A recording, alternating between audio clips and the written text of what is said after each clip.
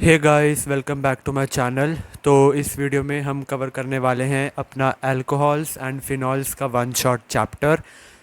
So let's start. सबसे पहले तो हम इंट्रोडक्शन लेते हैं, थोड़ी सी जान पहचान कर लेते हैं कि मेरे अल्कोहल्स एंड फिनॉल्स क्या होते हैं। सबसे पहले हम स्टार्ट करते हैं अपने अल्कोहल से।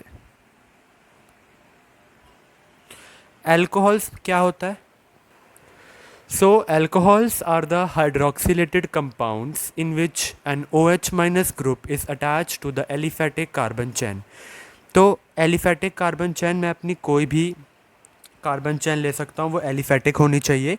यहाँ पर अगर उस चैन के साथ OH माइनस ग्रुप अगर अटैच हो जाए in the place of hydrogen atom, यानी हाइड्रोजन एटम को रिप्लेस कर दे मेरा OH माइनस ग्रुप, तो मैं उसे कहता हूँ कि वो मेरा अल्कोहल बन चुका है। हाइड्रोक्सिलेटेड कंपाउंड्स मैंने यहाँ पे क्यों कह रहा हूँ, बिकॉज ये ऐसे कंपाउंड्स हैं जहाँ पे हाइड्रोक्सिल ग्रुप लगा हुआ है। ठीक है, तो alcohols are the hydroxylated compounds in which an OH group is attach to the aliphatic carbon chain, right. जैसे कि फॉर एग्जांपल अगर मैं बताऊँ, मेरे पास कोई भी कार्बन चेन है, मैं बोलता हूँ, ठीक है, मेरा कोई भी एक जनरल क्या है, एलिफेटिक कार्बन चेन है। अगर होता क्या है कि अगर मैं इस एलिफेटिक कार्बन चेन में से अपना हाइड्रोजन निकाल दूं और हाइड्रोजन को रिप्लेस करवा दूं हाइड्रोक्सिल ग्रुप से, ये क्या है, हाइड्रोक्सिल ग्रुप। हाइड्रोक्सिल ग्रुप जाके अगर इस हाइड्रोजन को रिप्लेस कर जाए तो मुझे मिलता है मेरा अल्कोहल। ये क्या है, अल्कोहल। ये क्या है, अल्कोहल। ठीक है, अगर मैं इसके सेकेंडरी सफिक्स की बात करूं, सेकेंडरी सफिक्स यानी कि हम जो इसके नोमेनक्लेचर में जब इनका नाम करेंगे, नामकरण करेंगे, तब मैं इसके लास्ट में क्या लगाता हूँ, तो लास्ट में यानी इसका सेकेंडरी सफिक्स जो है वो ओल होता है। For example ethanol, methanol, propanol, ये सब। ठीक है, इसके तो बेसिक मैंने आपको सारा बता दिया।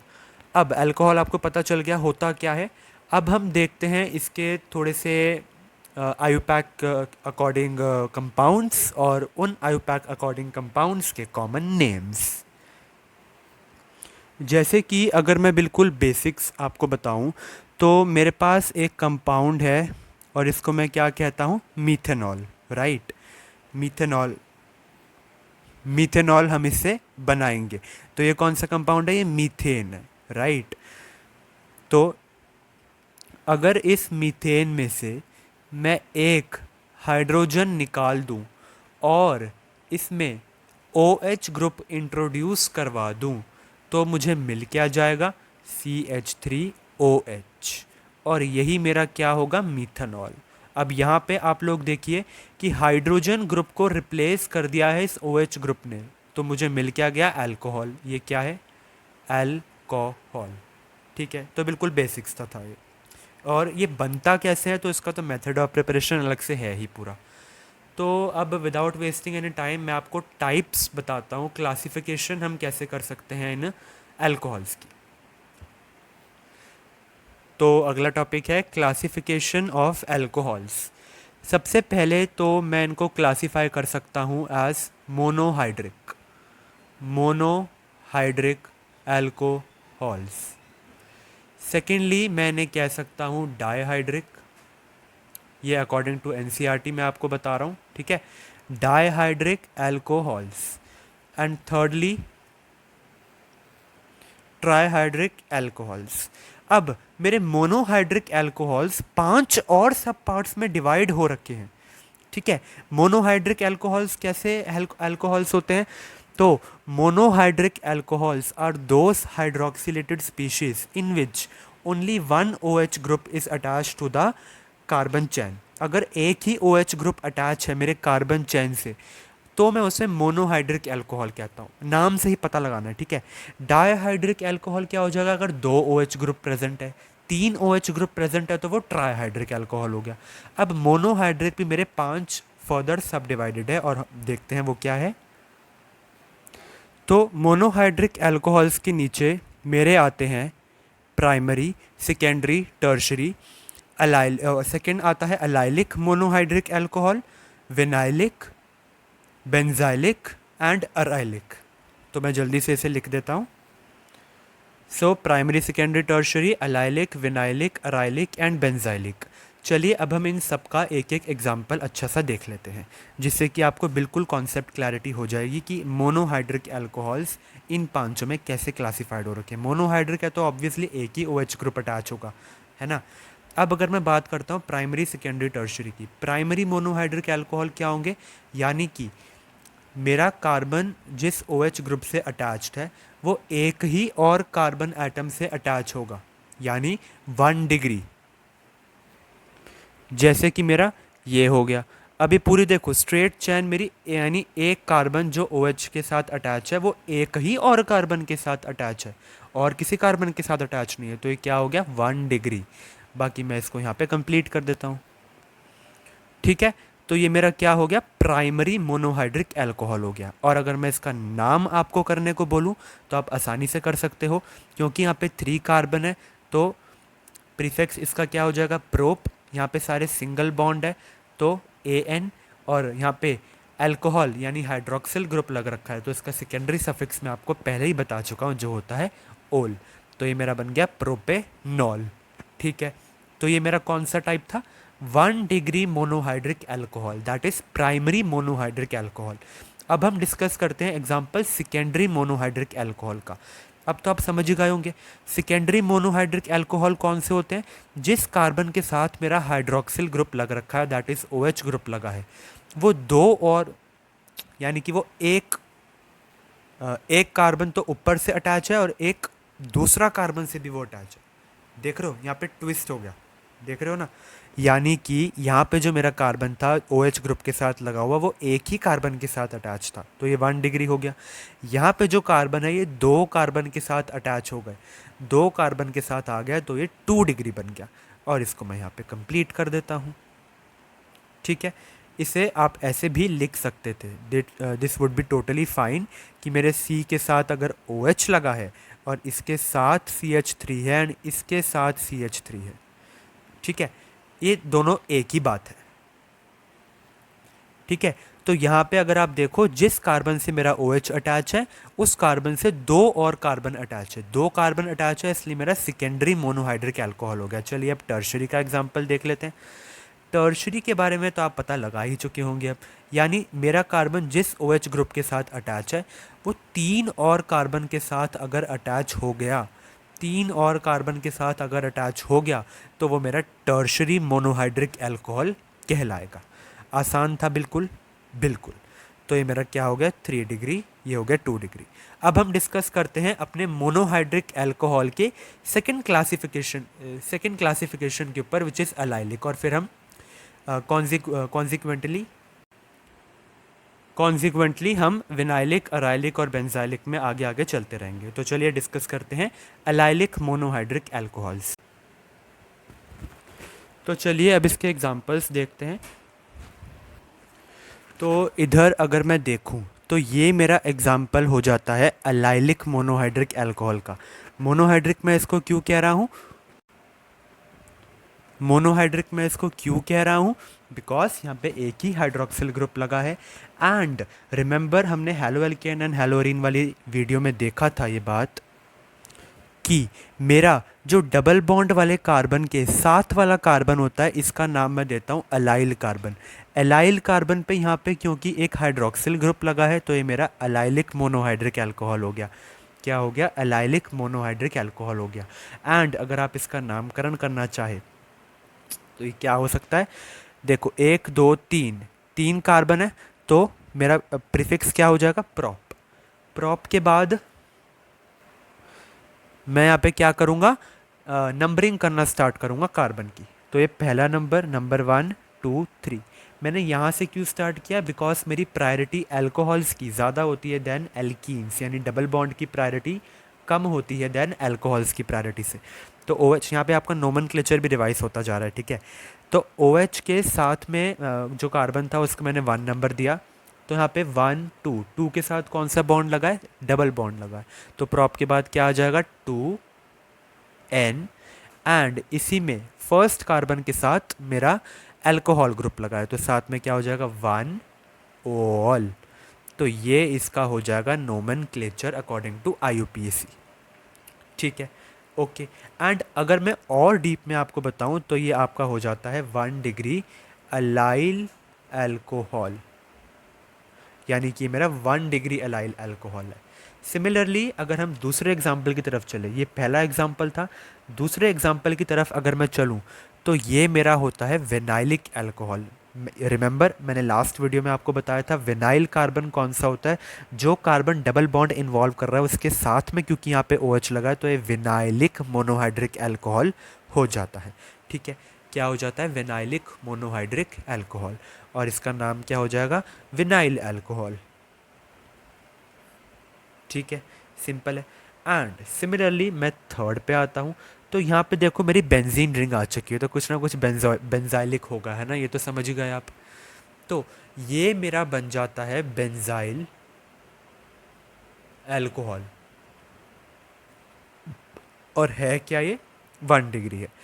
ठीक है, तो ये अलाइलिक मोनोहाइड्रिक अल्कोहल, वेनाइलिक एंड ये बेंजाइलिक हो गया। इसका नाम कैसे लिखेंगे हम, benzyl alcohol which is 1 degree.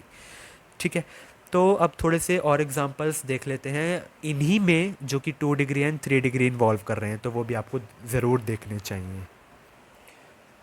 अब मैंने यहाँ पे 3 कंपाउंड्स के नाम लिखे हैं, आप एक बार अपने आप को सेल्फ टेस्ट कीजिए।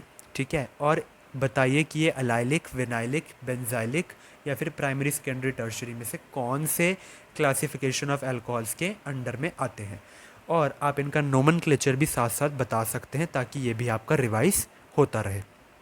ठीक है, तो अगर मैं बात करूँ इसकी, आई होप आपने खुद से ट्राई कर लिया होगा। यहाँ पे अगर मैं देखूँ तो मेरा एक डबल बॉन्ड भी है, एंड डबल बॉन्ड वाले कार्बन के साथ वाले कार्बन आटम पर OH यानी हाइड्रोक्सिल ग्रुप अटैच है, और जब भी हमने देखा है कि ऐसा होता है तो मेरा अलाइलिक मोनोहाइड्रिक अल्कोहल बन जाता है। क्योंकि ये अलाइलिक मोनोहाइड्रिक अल्कोहल है तो हम इसका नोमेनक्लेचर किस टाइप से कर सकते हैं, मैं यहाँ पे नोमेनक्लेचर कैसे स्टार्ट करूँ, मेरी लॉन्गेस्ट कार्बन चैन पहले मुझे ढूंढनी है, 1 2 3 4 यहाँ से ढूंढ सकता हूँ। तो मेरे थर्ड नंबर पे OH आएगा, फर्स्ट नंबर पे मतलब एल्कीन वाला ग्रुप आ जाएगा। पर अगर मैं यहाँ से स्टार्ट करता हूँ 1 2 3 4, तो मेरे थर्ड नंबर पे ये आएगा एंड सेकंड नंबर पे ये आएगा, और अकॉर्डिंग टू प्रायोरिटी मैं अल्कोहल को ज़्यादा प्रायोरिटी देता हूँ, तो मेरा ये वाली लॉन्गेस्ट चैन जो है वो एक्सेप्टेड हो जाएगी। तो 1 2 3 4, तो 4 कार्बन है, तो सफिक्स क्या होने वाला है खुद बताइए, ब्यूट होने वाला है, बिल्कुल ब्यूट इसका सफिक्स होगा। ब्यूट में 3 के साथ मेरा डबल बॉन्ड लग रखा है, तो क्या हो जाएगा, ब्यूट 3N, और सेकेंड वाले कार्बन पर क्या है, OH बॉन्ड लग रखा है, तो हो जाएगा 2 ऑल। ये मेरा क्या हो गया, 2 डिग्री अलाइल अल्कोहल का एग्जाम्पल हो गया। तो साथ साथ हम एग्जाम्पल्स भी कवर करते जा रहे हैं। ठीक है, अब ये ट्राई करिए आप एक बार खुद से। यहाँ पर भी अगर आप देखेंगे तो डबल बॉन्ड वाले कार्बन के साथ वाले कार्बन पर मेरा हाइड्रोक्सिल ग्रुप अटैच है, यानी कि OH ग्रुप अटैच है, और जब भी ऐसा होता है तो ये मोनोहाइड्रिक अलाइलिक मोनोहाइड्रिक अल्कोहल बन जाता है। नेमिंग अगर मैं इसकी करूं तो अगर आप यहाँ से नेमिंग कर रहे हैं या यहाँ से नेमिंग कर रहे हैं तो सेकेंड कार्बन पे ही मेरा क्या आ रहा है, OH ग्रुप आ रहा है। ठीक है, तो मैं क्या करता हूँ, मैं कहीं से भी नेमिंग कर लेता हूँ, मैं इधर से करता हूँ 1 2 3 4। ठीक है, अब अगर आप देखें तो सेकेंड पोजीशन पे यहाँ पे मेरे पास 2 मिथाइल ग्रुप्स लग रखे हैं। ठीक है, और लॉन्गेस्ट कार्बन चैन में कितने कार्बन है, 4 कार्बन है, तो इसका प्रीफिक्स क्या हो गया, ब्यूट हो गया, है ना। थर्ड पे डबल बॉन्ड लग रखा है एंड सेकंड पे हाइड्रोक्सिल ग्रुप लग रखा है, तो इसका नोमेनक्लेचर में नाम क्या हो गया, 2 methyl but 3N 2 ol, 2 methyl but 3N 2 ol. ठीक है, और ये साथ साथ मेरा एग्जाम्पल मैंने आपको बता दिए, ये एग्जाम्पल हो गया 3 डिग्री अलाइल अल्कोहल का, 3 डिग्री अलाइल अल्कोहल का। ठीक है, अब ये बहुत इंटरेस्टिंग है, ये अगर आपको आ गया तो समझ जाइए आप नोमेनक्लेचर अल्कोहल फिनॉल्स की आराम से कर लेंगे। हाँ, अल्कोहल की ही, फिनॉल्स तो अभी हमें करना है। ठीक है, यहाँ पे अगर मैं लॉन्गेस्ट चैन देखूँ तो मेरी लॉन्गेस्ट चैन कौन सी बन रही है, यहाँ से बन रही है 1 2 3। ठीक है, ये मेरी लॉन्गेस्ट चैन बन गई। 2 पे सेकंड वाले कार्बन पे मेरा फेनाइल ग्रुप लगा है और इसी कार्बन पे हाइड्रोक्सिल ग्रुप लगा है। तो इसका नाम क्या हो जाएगा, 3 कार्बन है इसलिए क्या आएगा, 3 कार्बन में प्रॉप आता है ना। तो प्रॉप और सारे सिंगल बॉन्ड है इसलिए AN भी आएगा।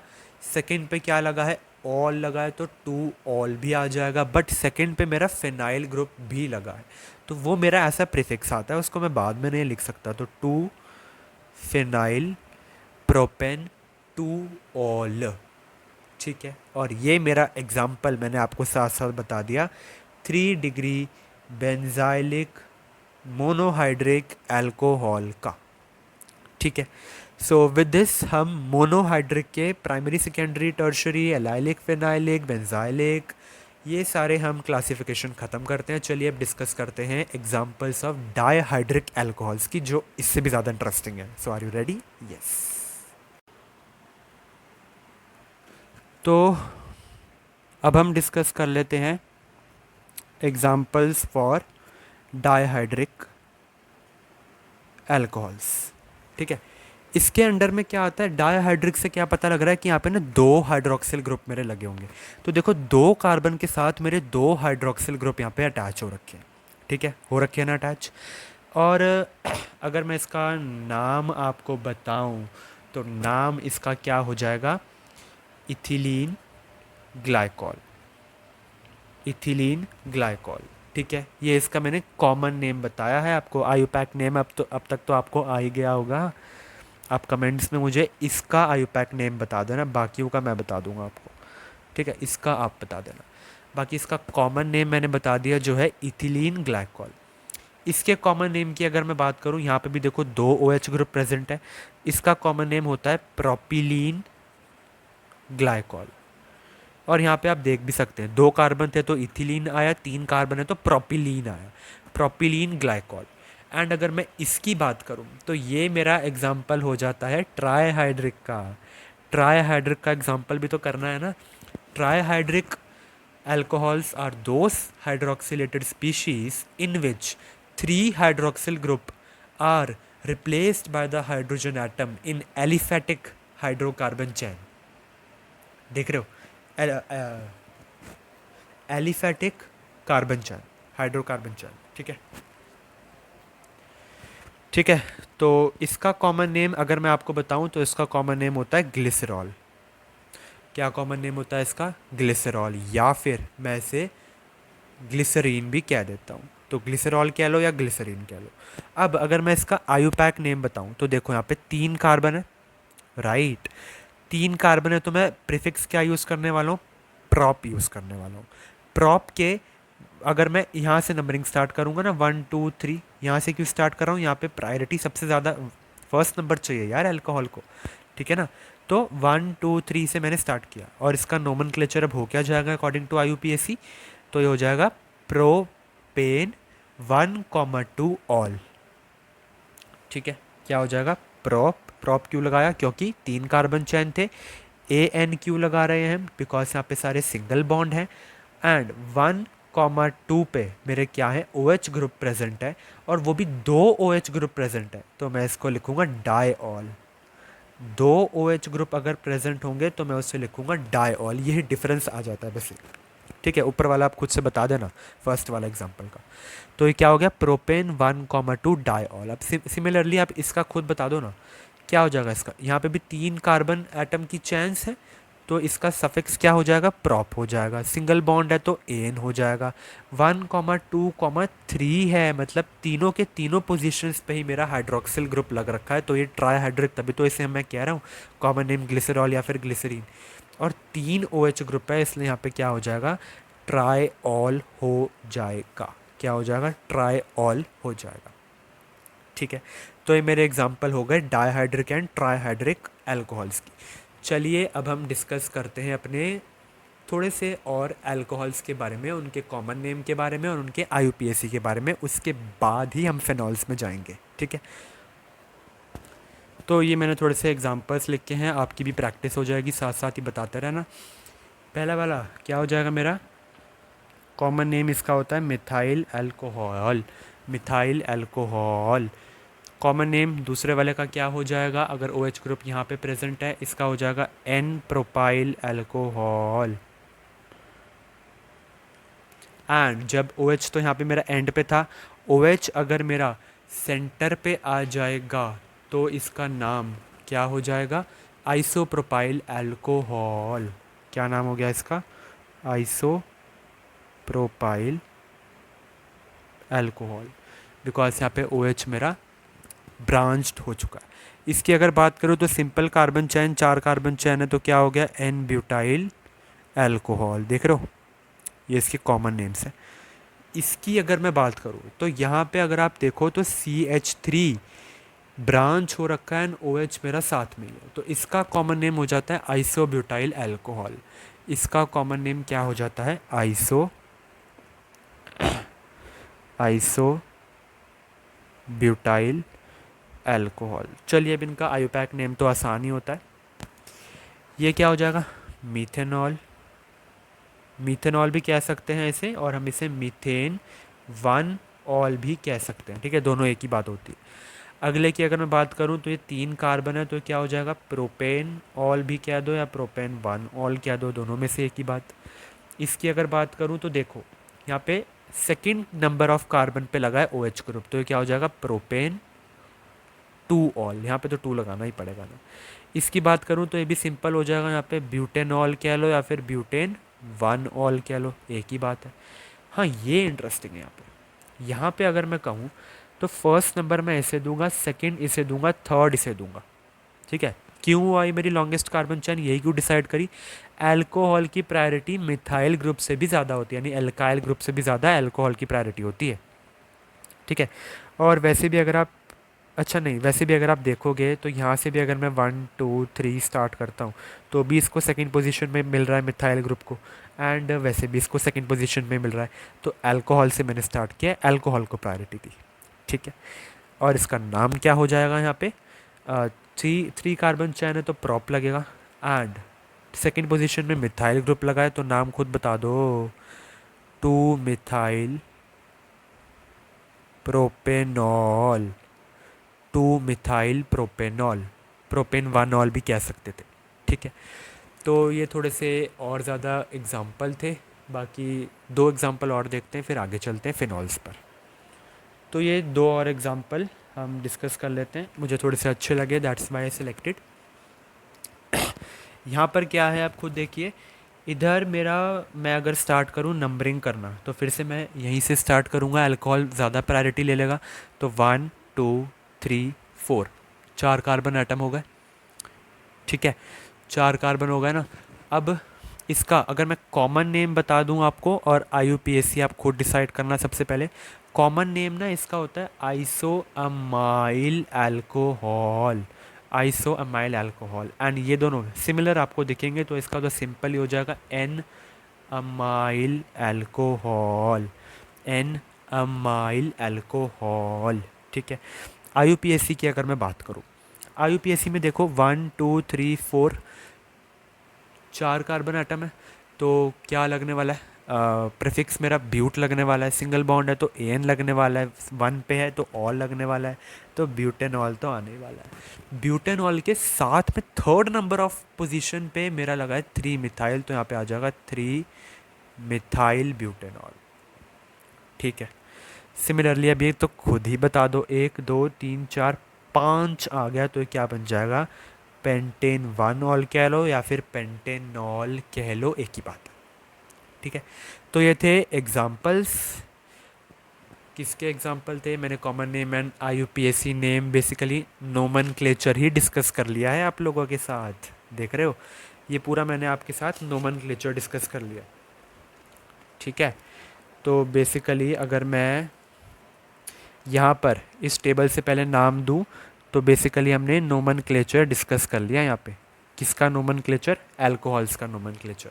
तो आई होप आपको ये अच्छे से समझ में आ गया होगा, आसान था। कॉमन नेम आपको थोड़े से रिमेंबर रखने की ज़रूरत है, बाकी IUPAC नेम तो रूल्स के अकॉर्डिंग ही होते हैं, एक भी रूल को वायलेट नहीं करेगा यहाँ पे, आप देखना सारे रूल्स के अकॉर्डिंग होते हैं, रूल्स आपने GOC में कर रखी होगी क्लास 11th की, आई होप सो, ठीक है।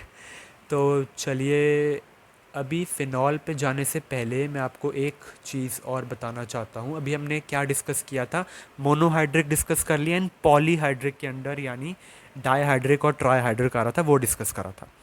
यहाँ पे ना एक और तरह के अल्कोहल्स भी होते हैं जो बेसिकली सीबीएसई में कभी ना कभी एमसीक्यू में पूछ लेता है। वैसे इसकी कम प्रायोरिटी पर पूछ लेता है, सीबीएसई अकॉर्डिंग बता रहा हूँ, कॉम्पिटिटिव एग्ज़ाम के उसमें तो आ ही सकता है, बट सीबीएसई के अकॉर्डिंग बता रहा हूँ मैं, ठीक है। उसके अकॉर्डिंग बताऊँ तो हमारा ना एक साइक्लिक अल्कोहल भी होता है। साइक्लिक अल्कोहल्स ये कैसे होते हैं? तो साइक्लिक अल्कोहल्स है तो ऑब्वियसली पता लग रहा है यहाँ पे कोई ना कोई साइकिल तो बनी रही होगी, है ना। तो सबसे बेसिक वन से स्टार्ट करते हैं। ये क्या है मेरा? साइक्लोहेक्सेन। साइक्लोहेक्सेन है ना, साइक्लोहेक्सेन में से एक हाइड्रोजन खींच लो, उसमें ओ OH मिला दो। ये लो भाई, ओ OH मिला दिया, क्या बन गया? ये साइक्लोहेक्सेनॉल। ये इसका नोमेनक्लेचर ऐसे होता है। साइक्लो यहाँ पे क्या है मेरा? प्रीफिक्स यहाँ पे यूज़ होता है। बाकी हेक्सेनॉल तो आपको पता ही है ना। तो साइक्लोहेक्सेनॉल, अगर मैं इसका एक और एग्जांपल दूं, और यहाँ पे आप एक चीज़ नोट करोगे कि यहाँ पे रिंग के साथ साथ ना मेरा जो हाइड्रोक्सिल ग्रुप लगा होता है ना, वो फर्स्ट कार्बन एटम के साथ लगा होता है। हाइड्रोक्सिल ग्रुप मेरा फर्स्ट कार्बन एटम के साथ में लगा होता है, ठीक है। एक और एग्जांपल इसका दे देता हूँ, फिर हम फिनॉल्स पे चलते हैं। तो ओ OH, ठीक है। यहाँ पे भी देखो, इस कार्बन के साथ मेरा ओ OH लग रखा है, ठीक है। और अगर मैं इसकी बात करूँ, देखो 1 2 3 4 कार्बन है और फर्स्ट कार्बन के साथ ओ OH लग रखा है, तो ब्यूटेनॉल तो आएगा ही। ब्यूटेनॉल आ गया ना, बट साइकिल बन गई है। साइकिल बन गई इसलिए यहाँ पे साइक्लोब्यूटेनॉल आ जाएगा। साइक्लोब्यूटेनॉल आ जाएगा। आसान था, साइक्लिक अल्कोहल्स ये है इसमें। तो चलिए अब हम स्टार्ट करते हैं फिनॉल्स के बारे में।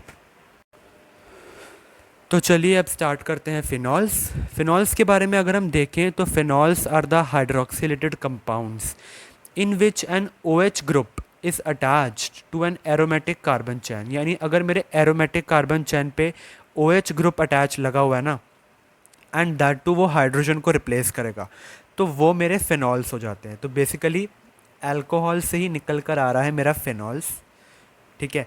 एंड यहाँ पे मैं क्या देखता हूँ कि अल्कोहल्स में क्या होता था, एलिफैटिक कार्बन चैन का इस्तेमाल, यहाँ पे एरोमेटिक कार्बन चैन का इस्तेमाल हो रहा है। यानी मेरी एरोमेटिक कार्बन चैन पे अगर OH ग्रुप लग रखा है तो वो मेरा फिनॉल हो जाता है, ठीक है। अगर मैं बात करूँ इसकी क्लासिफिकेशन की, सिमिलर पैटर्न पे चलेंगे जैसे हम अल्कोहल्स में चल रहे थे। अगर मैं बात करूँ इसके क्लासिफिकेशन की, तो यहाँ पे मैं देखता हूँ कि मेरे फिनॉल्स जो हैं वो क्लासिफाइड है मोनोहाइड्रिक में, डाईहाइड्रिक में और ट्राईहाइड्रिक में, ठीक है। और इन सब का एग्जाम्पल मैं इनके नीचे ही अब लिख देने वाला हूँ। मोनोहाइड्रिक फिनॉल की, अल्कोहल नहीं फिनॉल की अगर हम बात करें, तो ये बेसिकली होता क्या है कि ये होती है मेरी एरोमेटिक कार्बन रिंग, ठीक है। एरोमेटिक कार्बन चैन जिसको मैं कहता हूँ, इससे अगर डायरेक्टली अटैच हो गया मेरा hydroxyl group, that to replace करके उसका हाइड्रोजन, तो ये मेरा बन जाता है मोनोहाइड्रिक फिनॉल। क्या बन जाता है? Monohydric phenol. एंड सिंपली हम इसको फिनॉल भी कहते हैं। तो बेसिक जो स्ट्रक्चर होता है फिनॉल का वो यही होता है, यही वो फिनॉल है जिसके बारे में हमें पढ़ना है, ठीक है। बाकी अगर मैं डाईहाइड्रिक का अगर आपको एग्जांपल देना चाहूँ, डाईहाइड्रिक से आपको क्या पता लग रहा है? यहाँ पे डाईहाइड्रिक से आपको ये पता लग रहा है कि यहाँ पे दो फिनॉल्स होने वाले, दो फिनॉल कह रहा हूँ सॉरी, दो हाइड्रोक्सिल ग्रुप होने वाले हैं ना। तो यानी कि अगर मेरी एरोमेटिक कार्बन चैन में दो हाइड्रोक्सिल ग्रुप लगे हैं, दो OH group, that to attach कहाँ पे होंगे? एक OH मैंने यहाँ पे लगा दिया, एक OH मैंने यहाँ पे लगा दिया। अब ध्यान से मेरी बात सुन लो, ये जो मुझे यहाँ पे मिला है ना, इसका एक कॉमन नेम निकल कर आ गया। सबसे पहले अगर मैं इसका आपको वो बता दूँ, क्या कहते हैं उसे, IUPAC नेम बता दूँ, तो उसके अकॉर्डिंग इसका नाम क्या होगा? 1,2 बेंजीन डाइऑल। क्या नाम हो गया? 1,2 बेंजीन डाइऑल, ठीक है। आसान है। अब ये तो था इसका IUPAC नेम 1,2 बेंजीन डाइऑल। अब अगर मैं बात करूं इसके ही कॉमन नेम की, तो कॉमन नेम इसका क्या हो जाएगा, कैटकॉल। कॉमन नेम इसका क्या हो गया यहाँ पे, कैटकॉल। और ये किसके अंडर आ रहा है, डायहाइड्रिक के अंदर आ रहा है। ठीक है, अच्छा था। अब ये डायहाइड्रिक का चलो मैं बोल देता हूँ पहला एग्जाम्पल। दूसरा एग्जाम्पल क्या आपको नहीं लगता ये तो आपने कर ही रखा होगा ना कि ये क्या है, ऑर्थो पोजीशन पे लगा है, इसके रिस्पेक्ट में ऑर्थो पोजीशन पे। इसको ortho position, Meta position, para position कहते हैं ना। तो क्या हो अगर मेरा ओ एच ग्रुप यानी फिनॉल के साथ ओ एच यहाँ पे लगा हो तो क्या होगा। एंड तीसरी कंडीशन क्या बनेगी वो तो आप समझ ही गए होंगे, यानी ओके तो मेरे फिनॉल के साथ नीचे लगा हो तो क्या होगा। तो इसकी अगर मैं बात करूं तो इसका IUPAC नेम निकल कर क्या आ सकता है, इसका निकल कर आएगा 1,3 तो होगा ही, ये तो आप समझ ही गए होंगे, बेंजीन डायऑल। आसान था ये तो, ऊपर वाले की तरह ही था ना। कॉमन नेम यहाँ पे थोड़ा सा ना अलग हो जाता है। कॉमन नेम की अगर मैं इस पर्टिकुलर की बात करूँ तो इसका होता है रिसोर्सिनॉल। क्या हो जाता है, RESORCINOL, रिसोर्सिनॉल। ठीक है, इसकी बात करूँ तो 1 2 3 4th पोजीशन पे है, तो 1,4 बेंजीन डायऑल हम इसे कह सकते हैं। ये 1,4 बेंजीन डायऑल कह दिया। एंड अगर मैं इसके कॉमन नेम की बात करूं तो वो हो जाता है क्विनॉल। इसका सिंपल सा है ना। कॉमन नेम क्या हो गया इसका, क्विनॉल। या फिर इसी का कॉमन नेम जो है वो घुमा फिरा के और भी पूछ लिया जाता है कहीं कहीं, हाइड्रोक्विनोन। क्या है इसका दूसरा कॉमन नेम, हाइड्रोक्विनोन। ठीक है, तो हाइड्रोक्विनोन भी इसका कॉमन नेम ही कहलाया जाता है। ठीक है, तो ये हमने डिस्कस करा डायहाइड्रिक फिनॉल्स के बारे में। 3 एग्जांपल बता दिए मैंने डायहाइड्रिक के, उनके कॉमन नेम भी बता दिए, कैटकॉल, रिसोर्सिनॉल एंड क्विनॉल। कैटकॉल कैसे, मेटा जब ऑर्थो पोजीशन पे है, रिसोर्सिनॉल मेटा पोजीशन पे, पैरा पोजीशन पे, हाइड्रोक्विनॉन या फिर क्विनॉल भी हम इसे कह सकते हैं। तो कैटकॉल, रिसोर्सिनॉल एंड क्विनॉल। अब बात करते हैं ट्राईहाइड्रिक की। अभी तो समझ ही गए होंगे आप, 3 हाइड्रोक्सिल ग्रुप अगर मेरे लगे हैं मेरे एरोमेटिक कार्बन चैन पे तो वो ट्राईहाइड्रिक हो जाता है। क्या हो जाता है, ट्राईहाइड्रिक। यानी अगर ये मेरी बेंजीन रिंग है, इसके साथ यहाँ पे भी OH लगा है, इधर भी OH लगा देता हूँ, इधर भी OH लगा देता हूँ। नाम तो मुझे खुद ही बता दो भाई, नाम क्या हो जाएगा इसका, 1 2 3 4। तो 1,2,4 बेंजीन, 3 हाइड्रोक्सिल ग्रुप लगे हैं तो ट्राईऑल, तो 1,2,4 बेंजीन ट्राईऑल। एंड अगर मैं इसका कॉमन नेम बताऊं तो होता है हाइड्रोक्सी क्विनॉल। क्या हो जाता है इसका कॉमन नेम, हाइड्रोक्सी क्विनॉल। ठीक है, तो ये मेरे किसके अंडर में आते हैं, सारे ट्राईहाइड्रिक के अंडर में आते हैं। एक और इसका एग्जांपल जो मुझे अच्छा लगा था वो मैं ले लेता हूँ, किसका ले रहा हूँ मैं, ट्राईहाइड्रिक का ही ले रहा हूँ। ट्राईहाइड्रिक का ही एक और एग्जांपल मैं आपको बता दूं तो मेरी फिर से यहाँ पे क्या है, एक बेंजीन रिंग है, OH यहाँ पे लगा है। अब एक OH यहाँ पे लगाया है, एक OH यहाँ पे लगाया है, तो देख रहे हो OH ऊपर लगा है, एक OH यहाँ पे, एक OH यहाँ पे। तो नेमिंग करो 1 2 3, तो नाम क्या हो जाएगा, 1,2,3 बेंजीन ट्राईऑल। ठीक है, पर अगर मैं इसके कॉमन नेम की बात करूँ तो कॉमन नेम इसका बड़ा प्यारा है जो है पायरोगैलॉल। कॉमन नेम इसका हो जाएगा पायरोगैलॉल। क्या हो गया, पायरोगैलॉल। ठीक है, तो ये किसके अंडर में आता है, ट्राईहाइड्रिक फेनॉल के अंडर में आता है। तो ये हमने इसकी देख लो क्लासिफिकेशन ख़त्म कर ली। एंड क्लासिफिकेशन के साथ साथ ही मैंने आपका नोमेनक्लेचर भी करा दिया। नोमेनक्लेचर अभी पर्टिकुलरली वैसे एक टेबल भी देखेंगे अच्छे अच्छे वालों की। बाकी यहाँ पे हमने मोनोहाइड्रिक, डाईहाइड्रिक, ट्राईहाइड्रिक डिस्कस कर लिया है एंड इनके मैंने कॉमन नेम्स बताया। चलिए हम नोमेनक्लेचर देखते हैं। तो नोमेनक्लेचर ऑफ फिनॉल्स को डिस्कस कर लेते हैं। यहाँ पे सबसे पहला देखेंगे, एग्जाम्पल्स के थ्रू ही करेंगे, ठीक है। और यहाँ पे कॉमन नेम अगर किसी का हुआ और IUPAC नेम मैं आपको बताते रहूँगा, ठीक है। तो नोमेनक्लेचर के बारे में अगर हम देखें तो फिनॉल तो इसमें सब में ही होगा, है ना। अब इस फिनॉल के यानी OH ग्रुप के ऑर्थो पोजीशन के रिस्पेक्ट में अगर मैं यहाँ पे CH3 लगा दूँ तो अब इसका नेमिंग खुद करके बताओ। देखो हम क्या करेंगे, इसको 1 ही ट्राई करेंगे लेने की, बिकॉज यहाँ पे फिर से मेरा ये क्या है, हाइड्रोक्सिल ग्रुप है और ये मिथाइल ग्रुप। हाइड्रोक्सिल ग्रुप की प्रायोरिटी हम ओवर रखते हैं टू द मिथाइल ग्रुप। अगर ये मेरा नंबर 1 है तो ये नंबर 2 है, 3 है and so on. 6 carbon atom की ये रिंग होती है, ठीक है ना। तो अगर मैं इसका नाम करूँ तो खुद ही इसका नाम बता दो ना, क्या हो जाएगा इसका नाम। इसका नाम अब हम देखो 1 2 ऐसे करके नहीं करेंगे। ऑर्थो पोजीशन पे मेरा क्या लगा है, ऑर्थो पोजीशन पे मेरा लगा है क्या है, ये मिथाइल ग्रुप है ना। तो ये क्या हो जाएगा, ऑर्थो मिथाइल फिनॉल। कितना आसान था बताओ, कितना आसान था। या फिर मैं इसे एक और चीज़ के बारे में भी कह सकता हूँ, अगर आप इसको बेंजीन की टर्म्स में लिखना चाहते हो तो क्या हो सकता है। बेंजीन की टर्म्स में तो आप लिख ही सकते हो कि 2 मिथाइल बेंजीन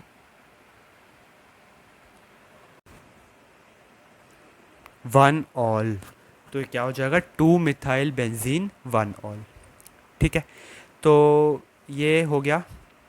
अब अगर मैं इसके कॉमन नेम की बात करूँ तो IUPAC के अकॉर्डिंग हो गया।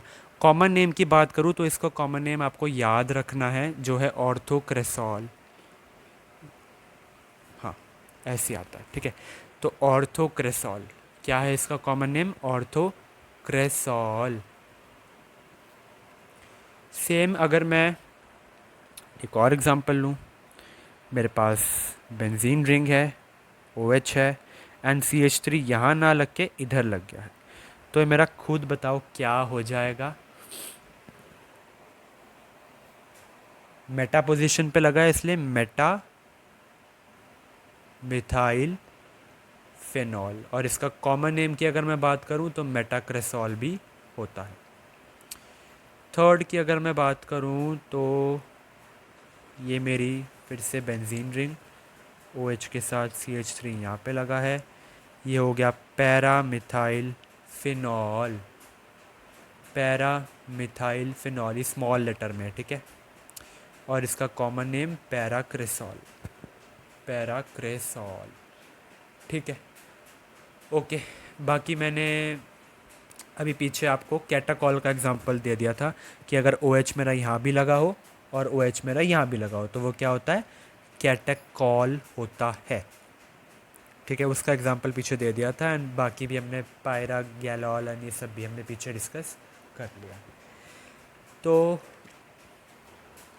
अगर हम इसके और एग्जांपल्स की बात करें तो अगला मेरा आ जाता है, ये मेरी बेंजीन रिंग, इसके साथ OH ग्रुप साथ में लग गया NO2। अब बताइए 1 2 3 4 इसका नोमेनक्लेचर क्या हो जाएगा, 4 नाइट्रोफिनॉल। तो पहले से ही है ना, तो 4 नाइट्रोफिनॉल, ठीक है। या फिर मैं इसको पैरा नाइट्रोफिनॉल भी कह सकता हूँ, पैरा नाइट्रोफिनॉल, ठीक है।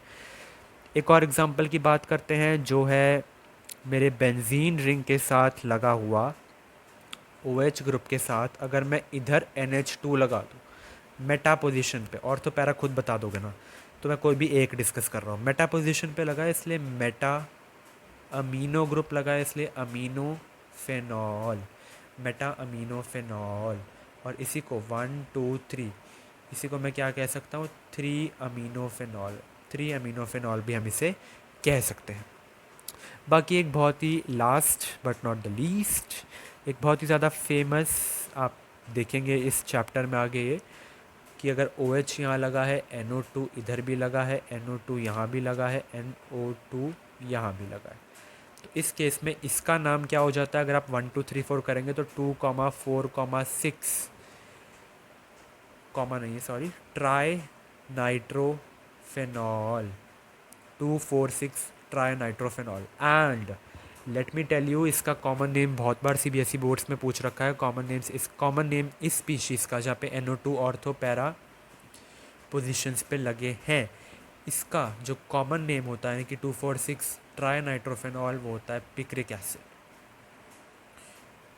क्या होता है, पिक्रिक एसिड होता है, ठीक है। तो यहाँ पे हमने डिस्कस कर लिया नोमेनक्लेचर ऑफ फिनॉल्स। तो हमारा फिनॉल्स का नोमेनक्लेचर भी ओवर होता है, हमने क्लासिफिकेशन भी डिस्कस कर ली है। चलिए विदाउट वेस्टिंग एनी टाइम हम देख लेते हैं नेचर ऑफ बॉन्ड, यानी अल्कोहल्स एंड फिनॉल्स में हम उसके बॉन्ड्स का नेचर देखते हैं।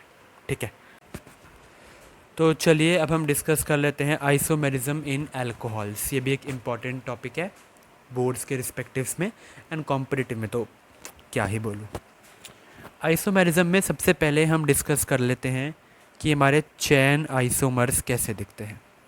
Chain isomers, alcohols containing 4 or more carbon atoms exhibit chain isomers in which the isomers differ, यानी कि मेरे आइसोमर डिफ़र करते हैं कार्बन एटम की चेन में जो अटैच है हाइड्रोक्सिल ग्रुप में। डायरेक्टली एक एग्जांपल दूंगा, यानी कि CH3 CH2 CH2 CH2 OH, इसका नाम बताओ, 1 2 3 4 है, 1 फर्स्ट कार्बन के साथ OH लगा है तो ब्यूटेनॉल। एंड इसी का अगर मैं आइसोमर बताऊं तो CH3 CH CH2 OH and यहाँ पर आ गया CH3। तो यहाँ पे देखो, और इसका नाम अगर मैं बताऊं तो हो जाएगा 2 मिथाइल प्रोपेनॉल, है ना। तो ये दोनों आपस में ना चेन आइसोमर्स शो कर रहे हैं, बिकॉज यहाँ पे जो हाइड्रोक्सिल ग्रुप तो एक ही अटैच है पर कार्बन चेन डिफरेंट है। यहाँ पे स्ट्रेट कार्बन चेन है, यहाँ पे ब्रांच्ड कार्बन चेन है, दोनों की दोनों कार्बन चेन डिफरेंट है। ऑल्दो यहाँ पर भी 4 ही कार्बन एटम है, इधर भी 1 2 3 4 ही कार्बन एटम है, पर एक स्ट्रेट चेन है तो एक ब्रांच चेन है, तो चेन आइसोमर्स हो गए ना। तो ये होते हैं चेन आइसोमर इन अल्कोहल्स। सेकेंड हम बात कर लेते हैं हमारे फंक्शनल आइसोमर्स क्या होते हैं। नाम से पता लग रहा है ऐसे दो आइसोमर्स जो हाइड्रोक्सिल ग्रुप तो कंटेन करते हैं बट उनका फंक्शनल ग्रुप अलग होता है। ठीक है, तो मोनोहाइड्रिक अल्कोहल्स ही ऐसे होते हैं, कंटेन करते हैं ये 2 या 2 से कार्बन एटम जिसका फंक्शनल ग्रुप डिफ़र कर जाता है ऐसे आइसोमर्स का। ठीक है, तो इसके बारे में अगर मैं एग्जांपल दूं तो एक हो गया CH3 CH2OH। ठीक है, एंड साथ ही साथ CH3OCH3। ठीक है, इसके बारे में हम पढ़ेंगे, अलग से वीडियो अपलोड होगी जल्दी, विच इज़ ईथर्स। ठीक है, इसको मैं ईथर कहता हूँ और इसका नाम है मिथॉक्सीमिथेन, वहाँ पे हम देखेंगे वैसे ये, और ये तो इथेनॉल है ही। तो देखिए इन दोनों को मैं क्या कहूँगा, फंक्शनल आइसोमर्स, बिकॉज यहाँ पर इस मोनोहाइड्रिक अल्कोहल का ये आइसोमर बना दिया और फंक्शनल ग्रुप में ही ये डिफ़र हो गए, बिकॉज फंक्शनल ग्रुप में ही ये डिफ़र हो गए, तो मैंने इसको बोल दिया कि मेरे फंक्शनल आइसोमर्स हैं। ठीक है, थर्ड अगर मैं बात करूँ ऑप्टिकल आइसोमर्स की, ऑप्टिकल आइसोमर्स, तो यहाँ पे मैं लेट्स से एक एग्जांपल देता हूँ, CH3OH C2H6 C2H5 और एक H। ठीक है, तो इसका नाम अगर आप दोगे तो बनेगा ब्यूटेन 2ऑल। ठीक है, ब्यूटेन 2ऑल सेकेंड पोजीशन पे ऑल लगा है, बाकी 4 कार्बन की चैन है इसलिए ब्यूटेन, लॉन्गेस्ट चैन वही थी। ठीक है, यहाँ पर अगर मैं इस पर्टिकुलर कार्बन की बात करूँ, ये मैंने हैलोएल्केन हैलोअरीन्स वाली वीडियो में भी आपको बताया था कि ये वाला कार्बन एटम मेरा यहाँ पे कहलाता है कायरल कार्बन। कायरल कार्बन मैं इसको क्यों कह रहा, बिकॉज हमें तो पता है कि हर एक कार्बन एटम की टेट्रा वैलेंसी तो होती है, पर जिस कार्बन की 4 डिफरेंट वैलेंसीज हो जाए उसको हम कायरल कार्बन कहते हैं। यानी इस कार्बन के साथ एक इथाइल ग्रुप लगा है, एक मिथाइल ग्रुप लगा है, एक हाइड्रोक्सिल ग्रुप लगा है, एक हाइड्रोजन ग्रुप लगा है, तो इसको मैंने क्या बोल दिया कि इसकी 4 डिफरेंट वैलेंसीज है, तो ये मेरा कायरल कार्बन है। ऑल्दो हम यहाँ पे कॉन्टेक्स्ट में ही आते हैं, that is optical isomers discuss कर रहे हैं। तो ऑप्टिकल आइसोमर्स में अगर मैं इसकी मिरर इमेज देख लूँ तो ये क्या बनेगा, CH3H वहाँ पे आ जाएगा, C2H5 यहीं रहेगा, OH यहाँ पे आ जाएगा। ठीक है, तो ये बन जाएगी इसकी मिरर इमेज, तो आपस में ये ऑप्टिकल आइसोमरिज्म में फॉलो करेंगे। और अगर आपने एक बार खुद से ट्राई करना है तो ऑप्टिकल आइसोमर्स आप देख सकते हैं पेंटेन 2ऑल एंड 3 मिथाइल ब्यूटेन 2ऑल में भी आप देख सकते हैं। ठीक है, लास्ट हम इसका डिस्कस करते हैं जो कि है पोजीशन आइसोमर। ठीक है, पोजीशन आइसोमर्स, नाम से पता लग रहा है कि OH ग्रुप की अगर पोजीशन यानी हाइड्रोक्सिल ग्रुप की पोजीशन मैटर करती है, पोजीशन अलग हो गई तो वो पोजीशन आइसोमर्स बन गए। CH3 CH2 CH2OH प्रोपेनॉल हो गया मेरा, और इसी के साथ CH3 CH CH3 और यहाँ पे OH। तीनों में ही 3 कार्बन एटम है, बट हाइड्रोक्सिल ग्रुप की पोजीशन मैटर कर रही है, इसलिए पोजीशन आइसोमर मेरे ये हो गए हैं। तो 4 तरीके के आइसोमर हमने यहाँ पे डिस्कस करे। अब हम देख लेते हैं nature of bonds in alcohol molecule. तो चलिए अब हम डिस्कस कर लेते हैं structure of bonds alcohol and phenols में। उसके बाद डायरेक्टली हम method of preparation and chemical properties करके ये वीडियो एंड करेंगे। स्ट्रक्चर की अगर मैं बात करूँ, सबसे पहले हम बात करेंगे अल्कोहल स्ट्रक्चर की। किसकी बात करेंगे? अल्कोहल के स्ट्रक्चर की। यहाँ पे अगर मैं बोलूँ तो OH ग्रुप कैसा है आप मुझे बताओ। OH और साथ में लगा होता है मेरी कार्बन चैन, एलिफेटिक कार्बन चैन है ना। तो OH ग्रुप आपको यहाँ पे कैसा दिख रहा है? ऑक्सीजन हमें पता है कि एक हाईली इलेक्ट्रोनेगेटिव एटम है, एंड अगर ऑक्सीजन मेरा एक हाईली इलेक्ट्रोनेगेटिव एटम है यानी एक इसको किसी ना किसी से ना इलेक्ट्रॉन चाहिए होते हैं, कहीं से भी मिले बस इसे इलेक्ट्रॉन चाहिए, है ना। अब इलेक्ट्रॉन ये मोस्ट ऑफ द टाइम लेता किससे? अब हाइड्रोजन को ही अपनी देनी पड़ती है ना। हाइड्रोजन इसे देता है अपने इलेक्ट्रॉन, और यहाँ पे ऑक्सीजन जो है वो यानी दूसरों के साथ बॉन्ड बना पाता है फिर, क्योंकि ये तो हाईली इलेक्ट्रोनेगेटिव है ना। और इन दोनों के बीच में क्या आती है? एक पोलैरिटी भी आ जाती है, बिकॉज ये यहाँ पे डेल नेगेटिव चार्ज आता है तो यहाँ डेल पॉजिटिव चार्ज आ जाता है। बट होता क्या है, हम देखते हैं कि मेरे साथ में ना एक एल्काइल ग्रुप लगा होता है, एंड हमने 11th क्लास में पढ़ रखा है कि मेरा एल्काइल ग्रुप जो है ना वो एक इलेक्ट्रॉन विदड्रॉइंग ग्रुप है, withdrawing sorry denoting donating group है। तो हम यहाँ पे क्या देखते हैं कि मेरा alkyl group electron donating group है। डोनेटिंग ग्रुप यानी ये इलेक्ट्रॉन देता है। तो अगर ऑक्सीजन को इलेक्ट्रॉन चाहिए, ये हाईली इलेक्ट्रोनेगेटिव है, तो वो इलेक्ट्रॉन डोनेटिंग ग्रुप से लेगा ना, जो इलेक्ट्रॉन पहले से ही दे रहा है उसे, तो वो हाइड्रोजन से क्यों लेगा? तो दैट मीन्स कि ऑक्सीजन की जो इलेक्ट्रॉन रिक्वायरमेंट है ना वो एल्काइल ग्रुप ही पूरी कर देता है, और हाइड्रोजन को तकलीफ नहीं होती। जिससे कि होता क्या है कि अगर ये एल्काइल ग्रुप ना होता ना, अगर ये एल्काइल ग्रुप ना होता तो ऑक्सीजन तो हाइड्रोजन से ही इलेक्ट्रॉन लेता है, जिसकी वजह से इस पे डेल नेगेटिव चार्ज और इस पे डेल पॉजिटिव चार्ज आता, जिसकी वजह से इन दोनों के बीच में एक पोलैरिटी क्रिएट हो जाती। बट क्योंकि यहाँ पे इलेक्ट्रॉन देने के लिए मेरा एल्काइल ग्रुप बैठा है, तो इन दोनों के बीच की जो पोलैरिटी है वो अफेक्ट हो गई और डिक्रीज़ हो गई। क्योंकि इनकी पोलैरिटी डिक्रीज़ हो गई, पोलैरिटी डिक्रीज़ होने का मतलब कि अब ऑक्सीजन को ना हाइड्रोजन से मतलब नहीं है, यानी इन दोनों का बॉन्ड ना पहले के मुकाबले अब थोड़ा सा स्टेबल हो गया, ठीक है, और ज़्यादा स्टेबल हो गया। यानी कि ऑक्सीजन हाइड्रोजन को अब इतनी आसानी से छोड़ेगा नहीं। पहले क्यों छोड़ रहा था? बिकॉज इसको इससे इलेक्ट्रॉन से मतलब था। अब इसके पास इलेक्ट्रॉन तो पहले से ही है, एल्काइल ग्रुप दे रहा है, तो वो हाइड्रोजन को क्यों छोड़ना चाहेगा?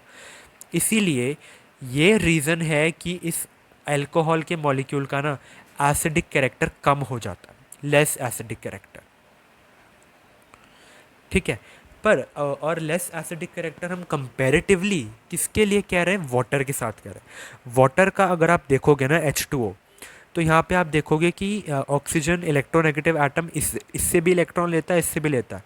तो बेसिकली पोलैरिटी तो यहाँ पे इतनी ज़्यादा है, तो क्योंकि पोलैरिटी यहाँ पे ज़्यादा है तो हाइड्रोजन आसानी से भाग पाएगा ना, आसानी से रिलीज़ होगा, तो इसकी एसिडिटी इसके कंपैरेटिवली ज़्यादा होती है। और यहाँ पे पोलैरिटी तो पहले ही कम हो गई है, तो वो तो बॉन्ड ही अब क्यों हाइड्रोजन को वो छोड़ना चाहेगा? जब इलेक्ट्रॉन पहले से ही है तो वो हाइड्रोजन से थोड़ा लेगा, तो तभी तो पोलैरिटी डिक्रीज़ हो गई। इसीलिए यहाँ पे इसका एसिडिक करेक्टर भी डिक्रीज़ हो जाता है। यहाँ पे एसिडिक करेक्टर ज़्यादा रहता है, क्योंकि इधर तो हाइड्रोजन वो छोड़ देगा, बस ऑक्सीजन को इलेक्ट्रॉन से मतलब है। तो ये स्ट्रक्चर था अल्कोहल का। और अगर मैं बात करूँ अल्कोहल के स्ट्रक्चर की, तो इन दोनों के यानी एल्काइल ग्रुप और इसके बीच में जो एंगल होता है वो 109 डिग्रीज़ का होता है, 109 डिग्रीज़ का होता है, ठीक है। आसान था। अब ये तो स्ट्रक्चर था अल्कोहल का। अब हम डिस्कस कर लेते हैं स्ट्रक्चर फिनॉल का। तो अब देखो फिनॉल मेरा दिखता कैसे है, गंदा सा बना दिया वैसे तो ये इसी वैसे डायग्राम से वो कोई मतलब नहीं है।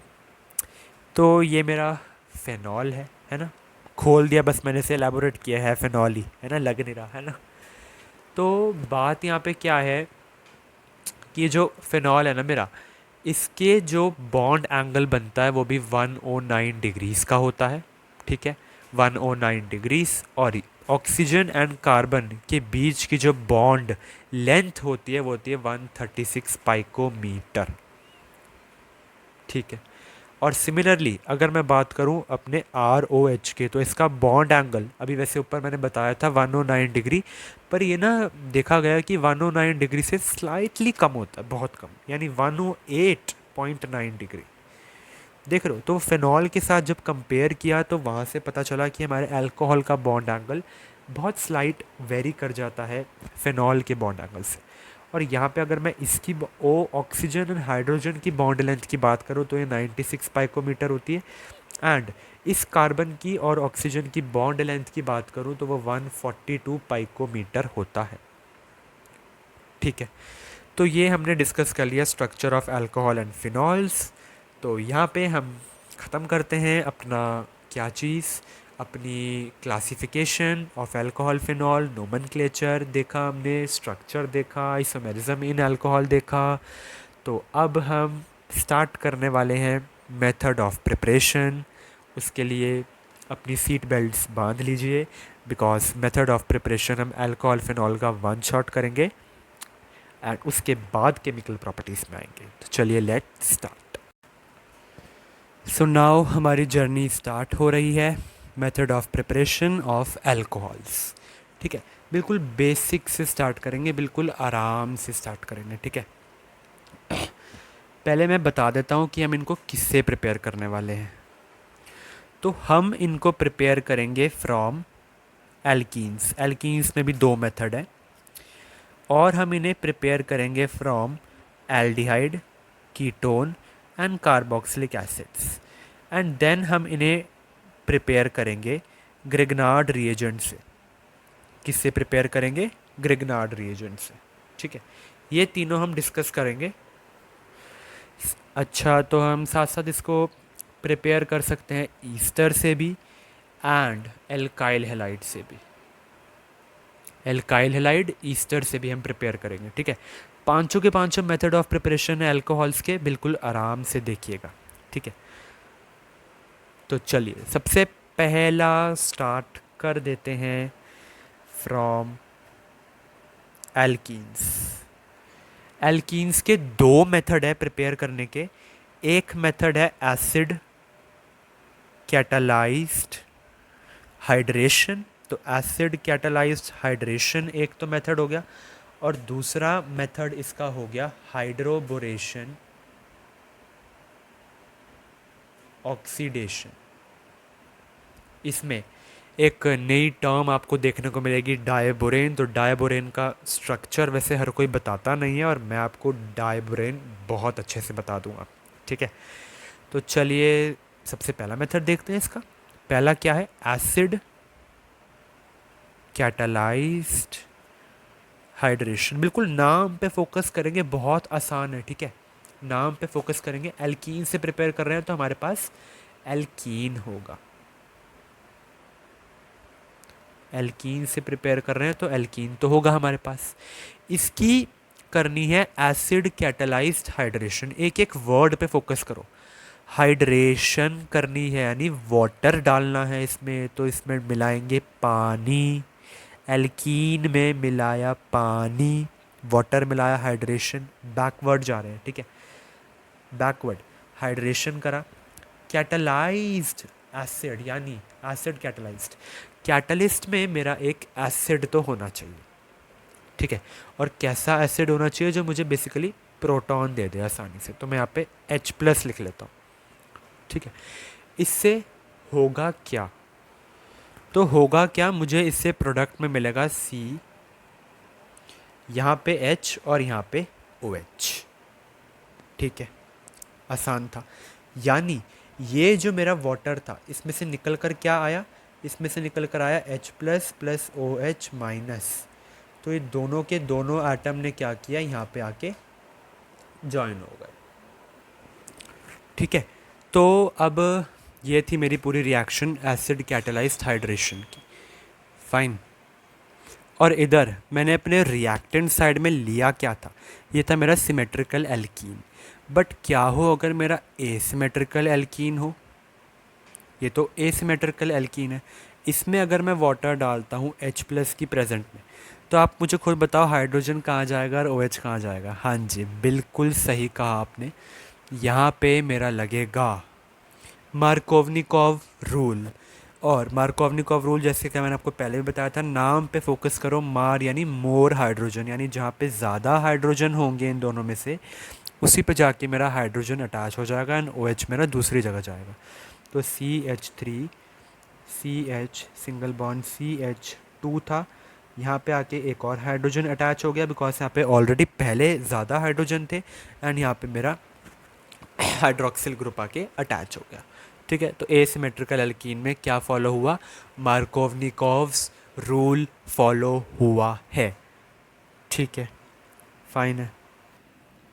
तो और अगर मैं यहाँ पे डीप में बताऊँ तो वैसे तो मार्कोवनिकॉव रूल यूज़ हो ही रहा है, बट यहाँ पर जो इसका अंदर मैकेनिज़्म है उस पूरे में इलेक्ट्रोफिलिक एडिशन रिएक्शन हमें देखने को मिलता है। क्या देखने को मिलता है, इलेक्ट्रोफिलिक एडिशन रिएक्शन। ठीक है, ये सेम चीज़ हमने हेलो एल्केन हेलोरीन्स में भी डिस्कस कर रखी है। तो ये मेरा क्या था, एसिमेट्रिकल एल्कीन था। अब मैं यहाँ पे डिस्कस करता हूँ इसके मैकेनिज़्म के बारे में। तो अगर हम इसका मैकेनिज़्म डिस्कस करते हैं तो मेरे स्टेप 1 में क्या होता है, मुझे मेरे स्टेप 1 में देखने को मिलता है कि जो मैंने रिएक्टेंट्स यूज़ करे थे यानी H2O प्लस H प्लस, ये आपस में रिएक्ट करके बना देते हैं hydronium ion. Hydronium ion and ये हाइड्रोनियम आयन मेरा रिस्पॉन्सिबल है जो कि अटैक कर देता है मेरे एल्कीन के ऊपर, मेरे प्यारे से एल्कीन के ऊपर ये हाइड्रोनियम आयन अटैक करता है। ठीक है, तो हाइड्रोनियम आयन ने अटैक किया यहाँ पे। ठीक है, ये क्या है, एक अनस्टेबल स्पीशीज़ है। तो इनके रिएक्ट करने से बेसिकली मुझे मिला क्या, क्या मिला, ये पॉजिटिव चार्ज ऑक्सीजन को बिल्कुल प्यार नहीं होता, ये क्या करता है, ये दोनों के दोनों बॉन्ड अपने पास लेके वाटर अलग निकाल देता है। एंड साथ में जो H प्लस यहाँ पे बचता है, ये क्या बचा, H प्लस, ये H प्लस है जो इलेक्ट्रॉन की तलाश में जाता है। H प्लस कहता है कोई तो इलेक्ट्रॉन दे दो, कोई तो इलेक्ट्रॉन दे दो, और इलेक्ट्रॉन ये देखता है अरे यहाँ पे पाए इलेक्ट्रॉन्स हैं। पाए इलेक्ट्रॉन्स देखते ही हाइड्रोजन कूद पड़ता है उन पे एंड हमें यहाँ पे मिल जाता है CH यानी H प्लस यहाँ पे जुड़ जाता है, सिंगल बॉन्ड बिकॉज पाए इलेक्ट्रॉन तो मेरे हाइड्रोजन ने ले लिए, बट साथ वाला कार्बन बेचारा खुद कार्बोकेटायन बन के बैठ जाता है। ठीक है, कार्बोकेटायन ये बन गया। अब मुझे खुद बताओ, कार्बोकेटायन पॉजिटिव चार्ज को किससे प्यार होता है, पॉजिटिव चार्ज को प्यार होता है मेरे न्यूक्लियोफाइल से। ठीक है, न्यूक्लियोफाइल पॉजिटिव चार्ज से बहुत प्यार करता है और इलेक्ट्रोफाइल नेगेटिव चार्ज यानी इलेक्ट्रॉन से बहुत प्यार करता है। तो अब सेकंड स्टेप में क्या होगा, ये जो कार्बोकेटायन यहाँ पे मेरा बना है ना, इस पे मेरा न्यूक्लियोफाइल अटैक कर देगा। कौन सा न्यूक्लियोफाइल, वाटर ही वो न्यूक्लियोफाइल है जो अटैक करेगा। ठीक है, तो अगला अगर मैं देखूं इसमें, तो सेकंड स्टेप की अगर मैं बात करूं तो मुझे मिला क्या था, ये पॉजिटिव था, इसमें मेरा वाटर अटैक कर देगा। वाटर क्या है, मेरा न्यूक्लियोफाइल की तरह भी बिहेव करता है, इलेक्ट्रोफाइल की तरह भी बिहेव करता है। होप आपको ये बात पता थी। तो मुझे मिलेगा क्या, ये तो सेम स्पीशीज़ मिल गई यहाँ पे, साथ में कार्बन के भी 2 हाइड्रोजन थे, एक बॉन्ड बनाने ये आया यहाँ पे। क्यों आया बॉन्ड बनाने, बिकॉज ऑक्सीजन के पास ना लोन पेयर था, ऑक्सीजन ने कहा चलो मैं तुम्हारी मदद कर देता हूँ, मदद लेने आया था। बट ऑक्सीजन को खुद नहीं पता कि वो मदद तो बहुतों की कर देता है पर खुद ही पॉजिटिव चार्ज लेके बैठ जाता है, खुद ही उसको इलेक्ट्रॉन की नीड पड़ गई। इसीलिए थर्ड स्टेप हमारा डी प्रोटोनेशन कहलाया। क्या कहलाया, डी प्रोटोनेशन, जिसमें क्या हुआ, एक प्रोटॉन मेरा लेफ्ट कर गया। यानी जो ये बना था CH3 CH2 के साथ OH पॉजिटिव बना था, इस प्रोटॉन ने कहा चलो मैं भाई मैं ऑक्सीजन में तुम्हारी मदद कर दूंगा।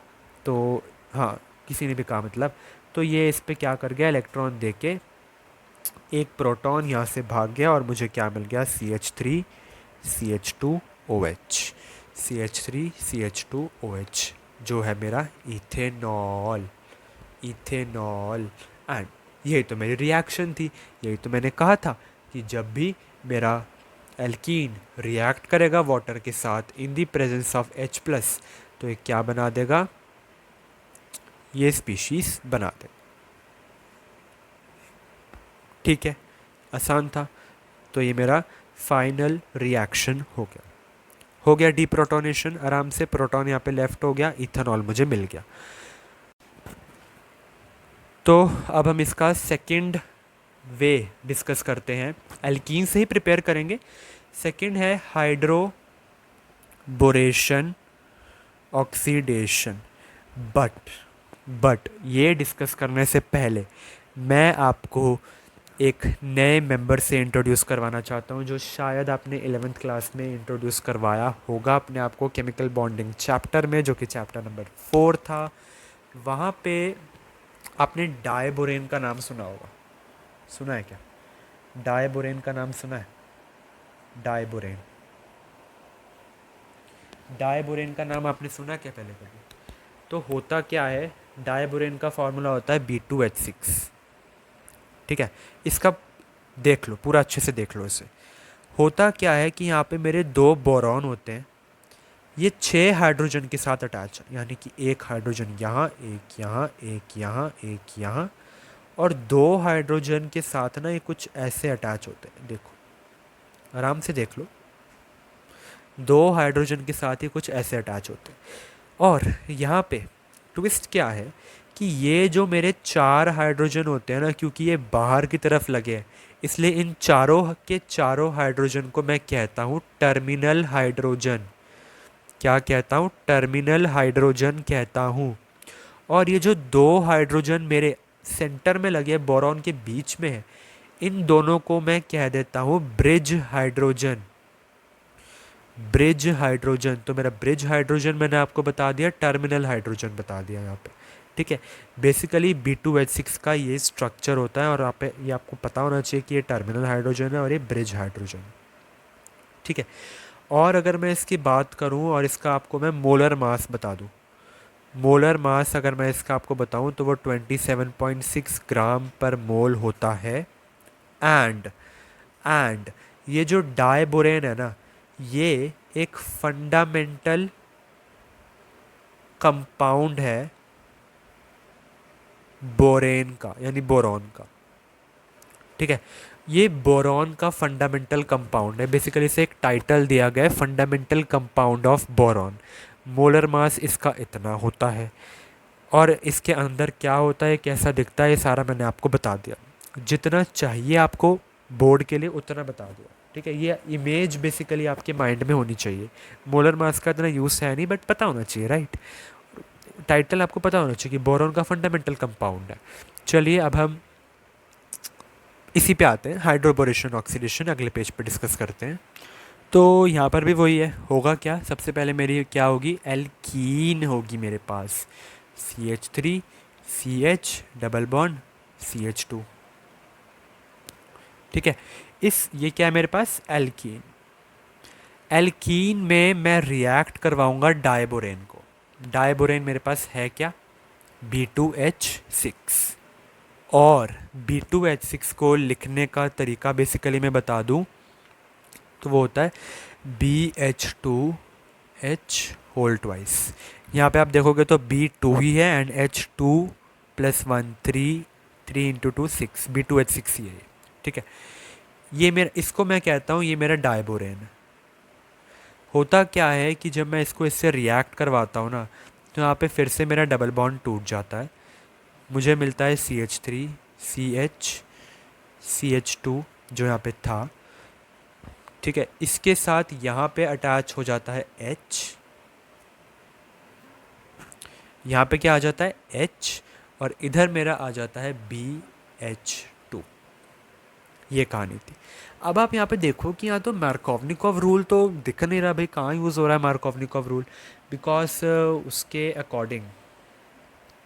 उसके अकॉर्डिंग तो मेरा हाइड्रोजन वहाँ जाना चाहिए था जहाँ पे मोर नंबर ऑफ हाइड्रोजन आइटम है, यानी यहाँ पे मेरा हाइड्रोजन आना चाहिए था, यहाँ पे BH2। और ये तो B2H6 था, ये BH3 कैसे हो गया?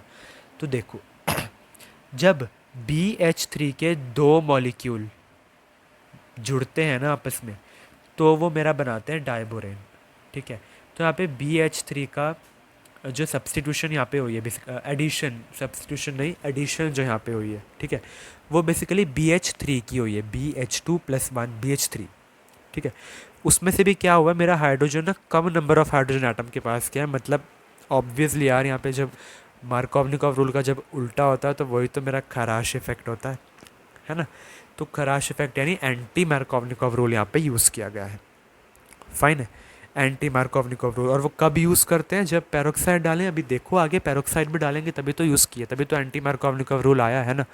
तो होता बेसिकली यहाँ पे क्या है, ये बन गया मेरा। अब यहाँ पे ना मेरा रिएक्शन जो है वो स्टॉप नहीं होता, यानी कि CH3CH2 दोबारा से रिएक्ट कर जाता है CH3CH डबल बॉन्ड CH2 यानी एल्कीन के साथ। ये रिएक्ट करके फिर से क्या बना देता है, CH3CH2CH2 CH3CH2 देख रहे हो, इस पूरे के साथ जुड़ जाता है BH, एंड ये होल्ड ट्वाइस। क्या जुड़ जाता है इसके साथ, BH जुड़ जाता है।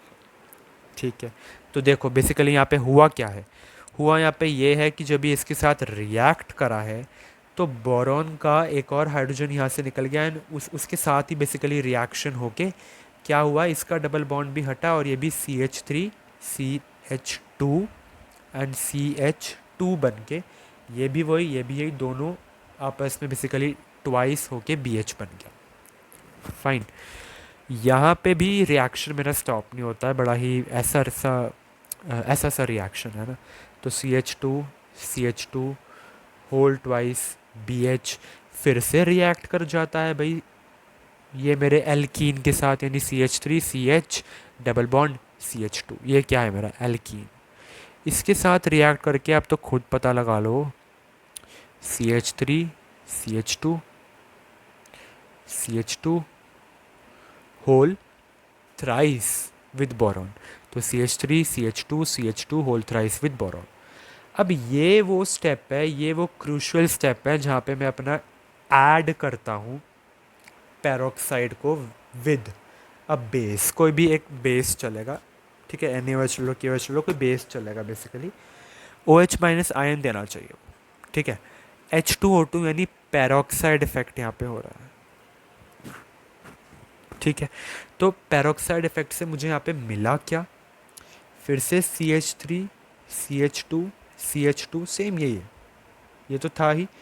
ये डालने के बाद यहाँ पे अटैच हो गया मेरा OH एंड दैट टू मुझे ये 3 मोल मिला। अब ये 3 मोल है तो मुझे ये भी 3 मोल ही यूज़ करना पड़ेगा। तो ये 3 मोल ऑफ पेरोक्साइड मैंने यहाँ पे यूज़ किया था। मुझे मिल क्या गया, प्रोपेनॉल कहते हैं भाई इसे। तो ये मुझे मिल गया प्रोपेनॉल, साथ में मुझे बोरॉन के साथ ये देखने को मिला। ठीक है, और यही मेरा रिएक्शन था। ठीक है, आसान था, बिल्कुल आसान था। तो यहाँ पे हम ख़त्म करते हैं अपना हाइड्रोबोरेशन ऑक्सीडेशन को भी।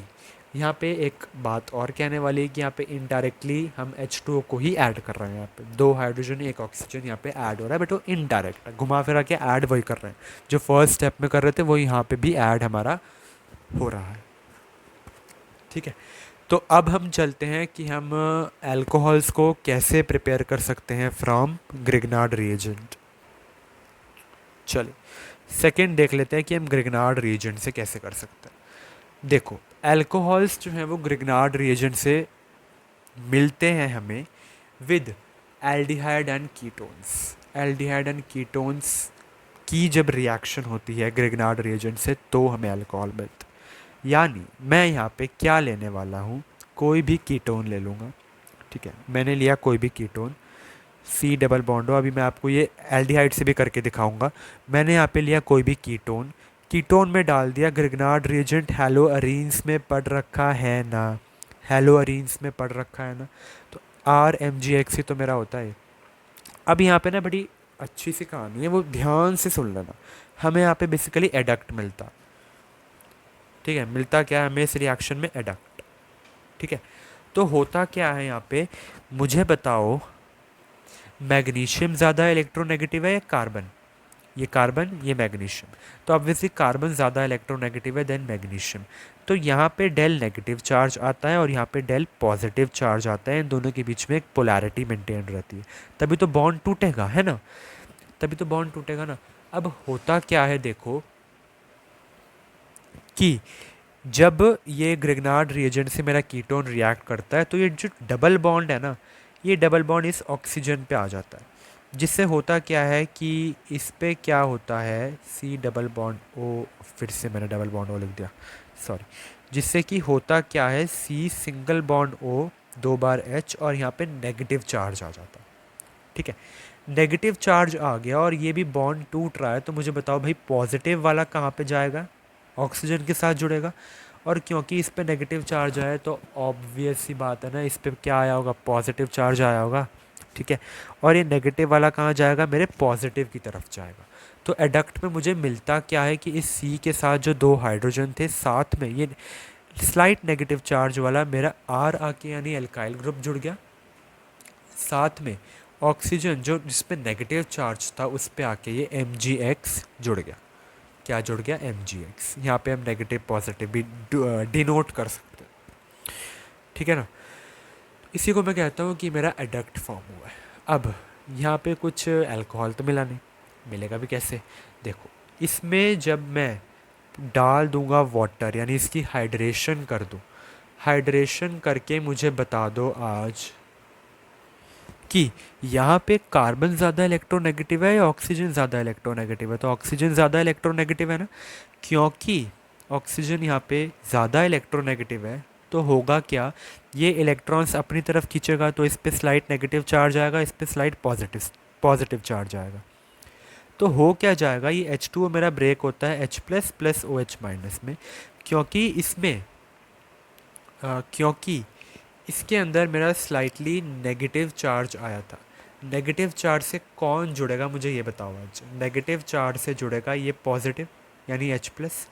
तो अगले ही स्टेप में मुझे क्या मिल जाएगा, ये चीज़ तो सेम थी ऑक्सीजन पे, क्योंकि ये ज़्यादा इलेक्ट्रोनेगेटिव था कार्बन से, तो यहाँ पे क्या आया था, negative charge, slight negative charge आ गया था, पोलैरिटी मेंटेन हो गई थी एक, है ना। क्योंकि इस पे स्लाइट नेगेटिव चार्ज आया तो ये H प्लस का एटम इसके साथ जाके जुड़ गया। और यही तो अल्कोहल है, जाना पहचाना लग रहा है, अभी तो देखा था, यही तो मेरा अल्कोहल है। पर इस OH माइनस का क्या हुआ भाई, OH माइनस का ध्यान से सुनो, ये तो अभी भी MgX ही है ना। MgX MgX इस OH माइनस के साथ आया, यानी मेरा बन क्या गया, Mg और ये OH माइनस MgOH ठीक है। अल्कोहल भी मिल गया, ये भी मिल गया, MgOH भी मिल गया, ठीक है। तो ऐसे मैंने प्रिपेयर किया ग्रिग्नार्ड रिएजेंट को। एल्डिहाइड कीटोन से ये प्रिपेयर होते हैं, ये तो अभी मैंने कीटोन से प्रिपेयर किया था। तो चलो अब मैं आपको बताता हूँ कि मैं इसे एल्डिहाइड से कैसे प्रिपेयर करूँ। एल्डिहाइड के लिए मेरा बेसिक सा मुझे रूल बता दो कि होना क्या चाहिए। अच्छा, तो अब हमने देख लिया कि मैं एल्डिहाइड से कैसे प्रिपेयर कर सकता हूँ अपने अल्कोहल को, एल्डिहाइड से देख लिया ना। अब हम देखते हैं कि हम कीटोन से इसे कैसे प्रिपेयर कर सकते हैं। तो कीटोन से हम कैसे प्रिपेयर करेंगे अपने अल्कोहल को, मैंने लिया RC डबल बॉन्ड OR। ये कीटोन है क्या, बिल्कुल है, कीटोन ही तो है। इसमें मैंने ऐड कर, इसको R डैश बोल देता हूँ, अलग कार्बन चैन, ये अलग कार्बन चैन, और इसको R डबल डैश बोल के बता देता हूँ, RMgX। हुआ क्या, ये फिर से ब्रेक हुआ, इस पे डेल पॉजिटिव चार्ज आया, इस पे डेल नेगेटिव, बिकॉज कार्बन ज़्यादा इलेक्ट्रोनेगेटिव होता है देन मैग्नीशियम, ठीक है। और फिर क्या हुआ, ये R पे क्या आया था, नेगेटिव चार्ज आया था।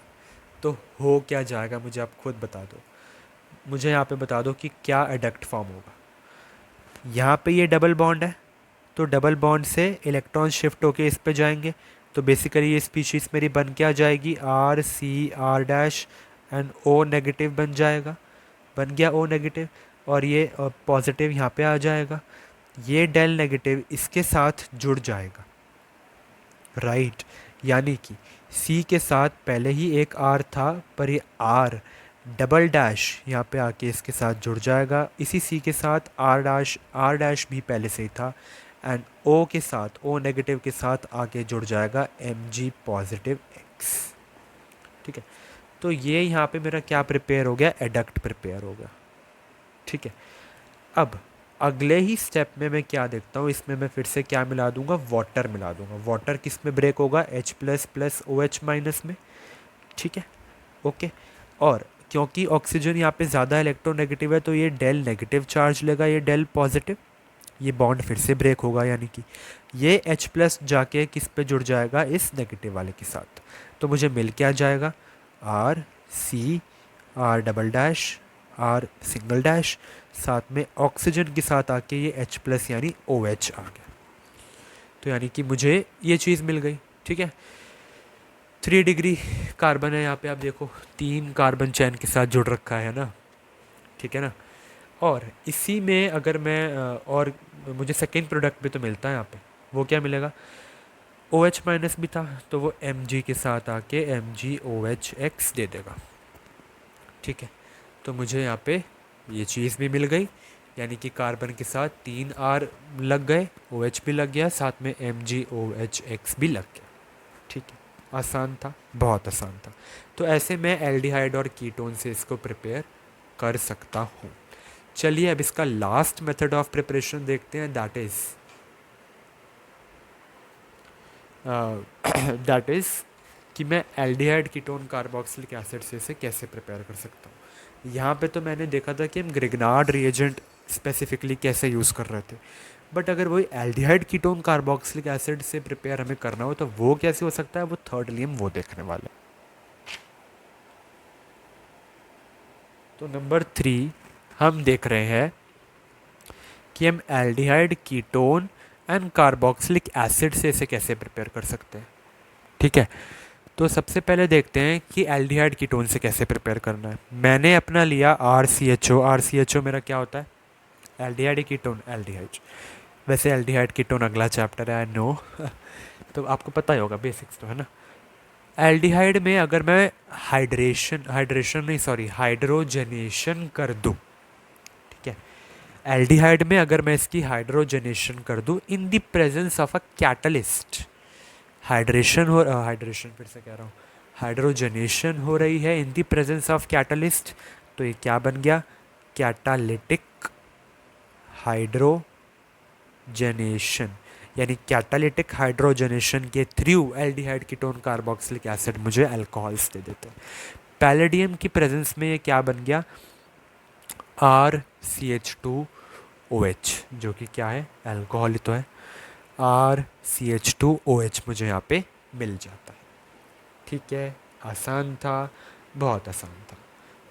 इसी को अगर मैं कीटोन्स में देखूँ, यानी RC double bond OR dash, तो इसमें अगर मैं इसकी हाइड्रोजनेशन कर दूँ in the presence of palladium, हमने कैटलिस्ट यूज़ किया है, तो मिल क्या जाएगा, RCR डैश, H के साथ क्या मिल जाएगा, OH, ये भी तो अल्कोहल ही है।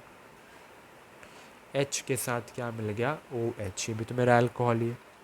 ठीक है, तो एल्डिहाइड, अब यहाँ पे स्पेसिफिकली अगर मैं बात करूँ ना, तो हम हाइड्रोजन गैस यहाँ पे यूज़ करे बिना, पहले तो हमने हाइड्रोजनेशन करी, इसको यूज़ करे बिना हम NaBH4 भी यूज़ कर सकते हैं। NaBH4 भी हम यहाँ पे यूज़ कर सकते हैं, विच इज़ NaBH4। अब इसमें NaBH4 यानी कि एल्डिहाइड कीटोन में NaBH4 अगर मैं डालूंगा तो मुझे सेम मॉलिक्यूल ऊपर वाले मिल जाएंगे जो हाइड्रोजनेशन करने पे डाले जा रहे थे। ठीक है, और अगर मैं स्पेसिफिक यहाँ पे बात करूँ तो एल्डिहाइड आप साफ साफ देख सकते हैं कि एल्डिहाइड मेरे जो हैं वो यील्ड करते हैं 1 डिग्री अल्कोहल्स को, यानी प्राइमरी अल्कोहल्स को। जहाँ तक बात आती है सेकेंडरी अल्कोहल्स कैसे प्रिपेयर होते हैं, तो उसके लिए हम कीटोन यूज़ करते हैं। कीटोन्स में हमने देखा कि यहाँ पे सेकेंडरी अल्कोहल प्रिपेयर हो रहा है। ठीक है, अब हम देखते हैं कि हम इनके कार्बोक्सिलिक एसिड से कैसे कर सकते हैं। देखो, अगर मैं कार्बोक्सिलिक एसिड में अच्छा, आपने एक ट्रेंड सुना है, पहले मैं आपको वो भी रिवाइज करवा दूँ कि आपने एक ट्रेंड सुना है कि मेरा यहाँ पे क्या होता है बेसिकली, एक होता है हेलो एल्केन, ठीक है, बात करूँ हेलो एल्केन की, अगला मैं बात करूँ आपके अल्कोहल की, then aldehyde, ketone, al aldehyde, alcohol, ketone, carboxylic acid, ठीक है, यहीं तक बात करते हैं। तो होता क्या है, आई होप आपने सुना हो कि अगर मुझे हेलो एल्केन से अल्कोहल प्रिपेयर करना है ना, तो मैं इसकी ऑक्सीडेशन करता हूँ। क्या करता हूँ? ऑक्सीडेशन, ठीक है। एंड अगर अगर मुझे अल्कोहल से एल्डिहाइड प्रिपेयर करना है तो मैं इसकी ऑक्सीडेशन करता हूँ, ठीक है। अल्कोहल से या तो एल्डिहाइड प्रिपेयर हो सकता है या फिर कीटोन प्रिपेयर हो सकता है, ठीक है। और अगर मैं एल्डिहाइड या कीटोन की ऑक्सीडेशन करता हूँ तो मुझे कार्बोक्सिलिक एसिड मिलता है। इसी का अपोजिट, अगर मैं कार्बोक्सिलिक एसिड की रिडक्शन करता हूँ तो मुझे एल्डिहाइड कीटोन मिलता है। एल्डिहाइड कीटोन की रिडक्शन करें तो अल्कोहल मिलता है। अल्कोहल की रिडक्शन करें तो हेलो एल्केन मिलता है।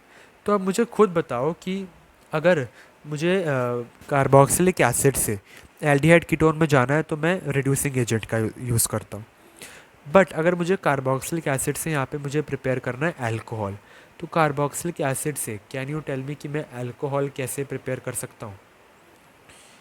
उसके लिए मुझे क्या चाहिए होगा, इसको स्ट्रांगली पुश करना होगा, यानी स्लाइटली पुश करता हूँ रिड्यूसिंग एजेंट से तो मुझे एल्डिहाइड कीटोन मिलता है।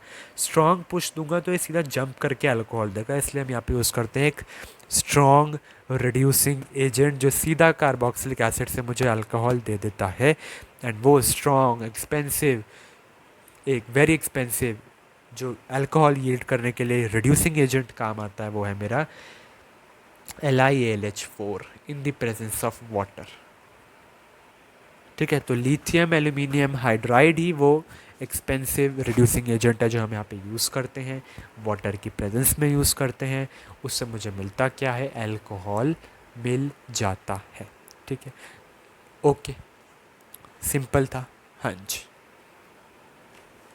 ठीक है। तो यहाँ पे हम कंप्लीट करते हैं अपना मेथड ऑफ प्रिपरेशन। अभी तीसरा वाला भी एल्डिहाइड कीटोन कार्बोक्सिलिक। अब डिस्कस करते हैं कि हम ईस्टर से कैसे प्रिपेयर कर सकते हैं अपने अल्कोहल्स को। तो फोर्थली हम डिस्कस करते हैं कि फ्रॉम ईस्टर्स में कैसे प्रिपेयर कर सकता हूँ।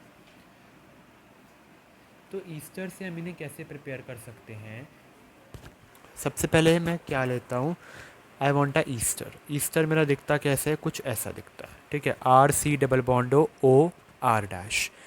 इसको अगर मैं रिएक्ट करवाता हूँ NaOH के साथ which is aqueous in nature, तो यहाँ पे क्या होती है, इस ईथर की हाइड्रोलिसिस हो जाती है, यानी मुझे प्रोडक्ट में मिलता है RC double bond O ONA, ठीक है।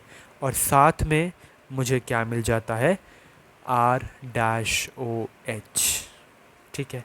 यानी ये मेरा R डैश हो गया, R डैश और OH यहाँ पे आपस में मिल रहे हैं, ठीक है। और Na यहाँ पे आके जुड़ गया, आसान था, मिल गया मुझे अल्कोहल, कितना आसान था, है ना। तो ये ऐसे मुझे यहाँ पे अल्कोहल मिलता है, सिंपल सा था। इसका एक एग्जांपल देख लेते हैं। एग्जांपल में हम लेते हैं CH3C double bond O, C2H5 plus NaOH aqueous solution में मिलेगा क्या मुझे? CH3COONA, है ना। इसको मैं क्या कह देता हूँ? Sodium acetate. By the way इसको हम क्या कहेंगे? ये मेरी होती है सोडियम सॉल्ट ऑफ एसिड। तो यहाँ पे सोडियम एसीटेट हो गया ये, साथ में मुझे मिल जाएगा C2H5OH। देख रहे हो क्या मिल गया? है इथाइल अल्कोहल, ठीक है। और हम इसे इथेनॉल कहते हैं IUPAC में। कॉमन नेम इसका इथाइल अल्कोहल है, ये हमने डिस्कस करा था, ठीक है। तो ये मुझे यहाँ पे क्या मिल गए? प्रोडक्ट्स मिल गए, फाइन। ऐसे हम इनको ईस्टर से प्रिपेयर कर सकते हैं। ईस्टर से कैसे प्रिपेयर होते हैं? ईस्टर से हम हाइड्रोलिसिस ऑफ ईस्टर करके प्रिपेयर कर सकते हैं, ठीक है। और यहाँ पे मैं आइसोमेरिज्म में एक बात बताना रह गई है, वो कौन सी बात थी, हमने फंक्शनल आइसोमर्स डिस्कस करे थे राइट, जिसमें मैंने एग्जांपल लिया था ईथर और अल्कोहल का। तो वहाँ पे मैं आपको बता दूँ कि alcohol and ethers are functional isomers of each other. यानी एमसीक्यू में आ सकता है कि अल्कोहल का फंक्शनल आइसोमर क्या होता है, तो आप ईथर मार्क करके आओगे। ईथर का फंक्शनल आइसोमर क्या होता है, तो आप अल्कोहल मार्क करके आओगे। अल्कोहल एंड ईथर एक दूसरे के फंक्शनल आइसोमर्स होते हैं, ठीक है। ओके, एग्जाम्पल मैंने आइसोमरिज्म वाले सेक्शन में दिया था। तो अगला हम यहाँ पे नंबर 5 डिस्कस कर रहे हैं कि हम इन्हें हैलो एल्केन यानी एल्काइल हैलाइड से कैसे प्रिपेयर कर सकते हैं। तो उसके लिए हम क्या करेंगे, हम एक एल्काइल हैलाइड लेंगे एंड इसमें KOH डाल सकते हैं, NaOH भी डाल सकते हैं, साथ ही साथ हम इसमें AgOH भी डाल सकते हैं, दैट टू मॉइस्ट, ठीक है। सिल्वर ऑक्साइड भी इसमें डाल सकते हैं, मॉइस्ट वाला, ठीक है। इसको डालने से मुझे मिलेगा क्या, मुझे मिल जाएगा alcohol that is ROH plus KX बाहर निकलेगा, या फिर AgX बाहर निकलेगा, या फिर आपका यहाँ पे NaX बाहर निकलेगा, ठीक है। ये तीनों चीज़ें यहाँ पे बाहर निकलेगी, ठीक है। ओके, प्राइमरी हैलो एल्केन्स जो हैं वो एक गुड यील्ड दे देते हैं अल्कोहल्स की। हाउएवर टर्शरी हैलो एल्केन्स जो हैं वो इस रिएक्शन में मेनली एल्कीन्स देते हैं ड्यू टू डीहाइड्रोहेलोजनेशन। तो होता क्या है, यहाँ पर एक रिस्ट्रिक्शन आ जाती है कि हैलो एल्केन से प्रिपेयर तो हो जाते हैं, बट मेरे प्राइमरी हैलो एल्केन्स ही ऐसे हैं जो मुझे अल्कोहल दे पाते हैं, और जो दूसरे यानी कि टर्शरी हैलो एल्केन्स होते हैं वो ये नहीं दे पाते, ठीक है। टर्शरी हैलो एल्केन्स मुझे एल्कीन्स देते हैं बिकॉज वहाँ पे दूसरा मैकेनिज्म चलता है, वो डीहाइड्रोहेलोजनेशन प्रोसेस वहाँ पे चलता है। And that to secondary halo alkanes मुझे मिक्सचर दे देते हैं अल्कोहल एंड एल्कीन का, ठीक है। तो अल्कोहल एंड एल्कीन्स का मिक्सचर मुझे सेकेंडरी में मिलता है। प्राइमरी एल्काइल हैलाइड में मुझे क्या मिलता है, सिर्फ अल्कोहल मिलता है, सिर्फ अल्कोहल। सेकेंडरी अगर लोगे तो अल्कोहल भी मिलेगा, साथ में आपको उसके एल्कीन भी मिल जाएगा। क्या मिल जाएगा, एल्कीन भी मिल जाता है, ठीक है। एंड अगर आप टर्शरी लोगे तो आप उसमें प्योर एल्कीन ही पाओगे। मेनली एल्कीन्स देता है ड्यू टू, और क्यों देता है एल्कीन्स, ड्यू टू डीहाइड्रोहेलोजेनेशन, ठीक है, फाइन। यानी कि यानी कि अगर मैं एक एग्जांपल से बताऊं कि CH3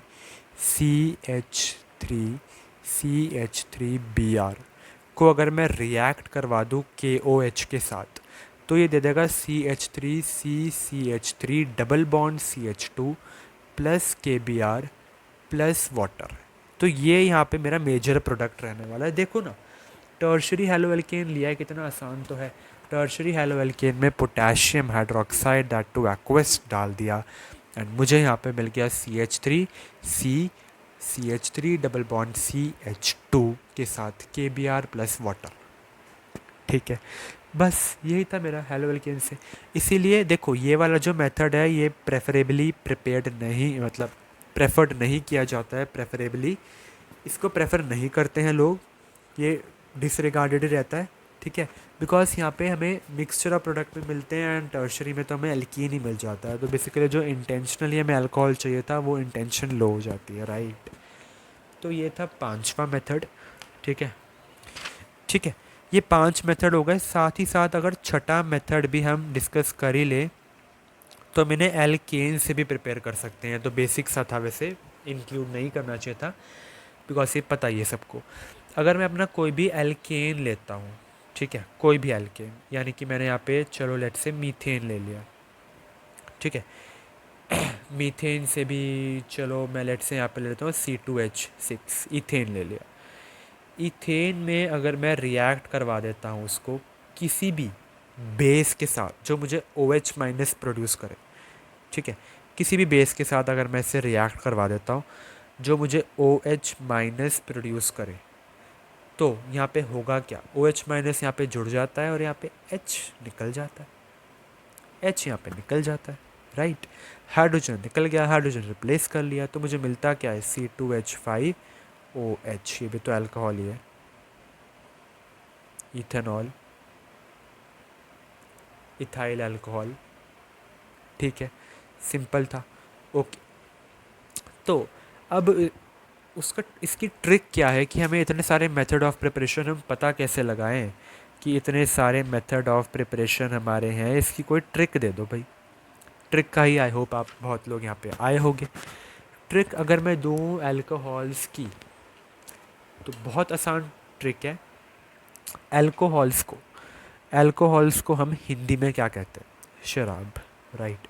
तो ट्रिक इसकी है कि शराब पीने आइएगा, दैट इज़ आइएगा की स्पेलिंग आइएगा।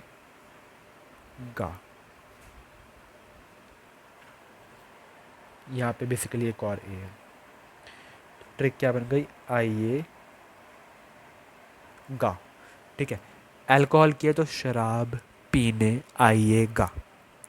ए से क्या होगा कि मैं इनको एल्कीन से प्रिपेयर कर सकता हूँ, एल्कीन से प्रिपेयर कर सकता हूँ, ईस्टर से प्रिपेयर कर सकता हूँ, एल्काइल हेलाइड से प्रिपेयर कर सकता हूँ, ग्रिग्नार्ड रिएजेंट से प्रिपेयर कर सकता हूँ, एंड ये क्या था, एसिड से प्रिपेयर कर सकता हूँ। एंड मेरा कार्बोक्सिलिक एसिड जो है ना, एंड कार्बोक्सिलिक एसिड है तो यहाँ पे कीटोन से भी प्रिपेयर ही हो जाएंगे, एल्डिहाइड से भी हो जाएंगे। तो ये थी ट्रिक जो मैंने यूज़ करी थी अल्कोहल्स के MOPs को रिकॉग्नाइज करने के लिए। ठीक है, ट्रिक्स बेसिकली बड़ी आसान सी है।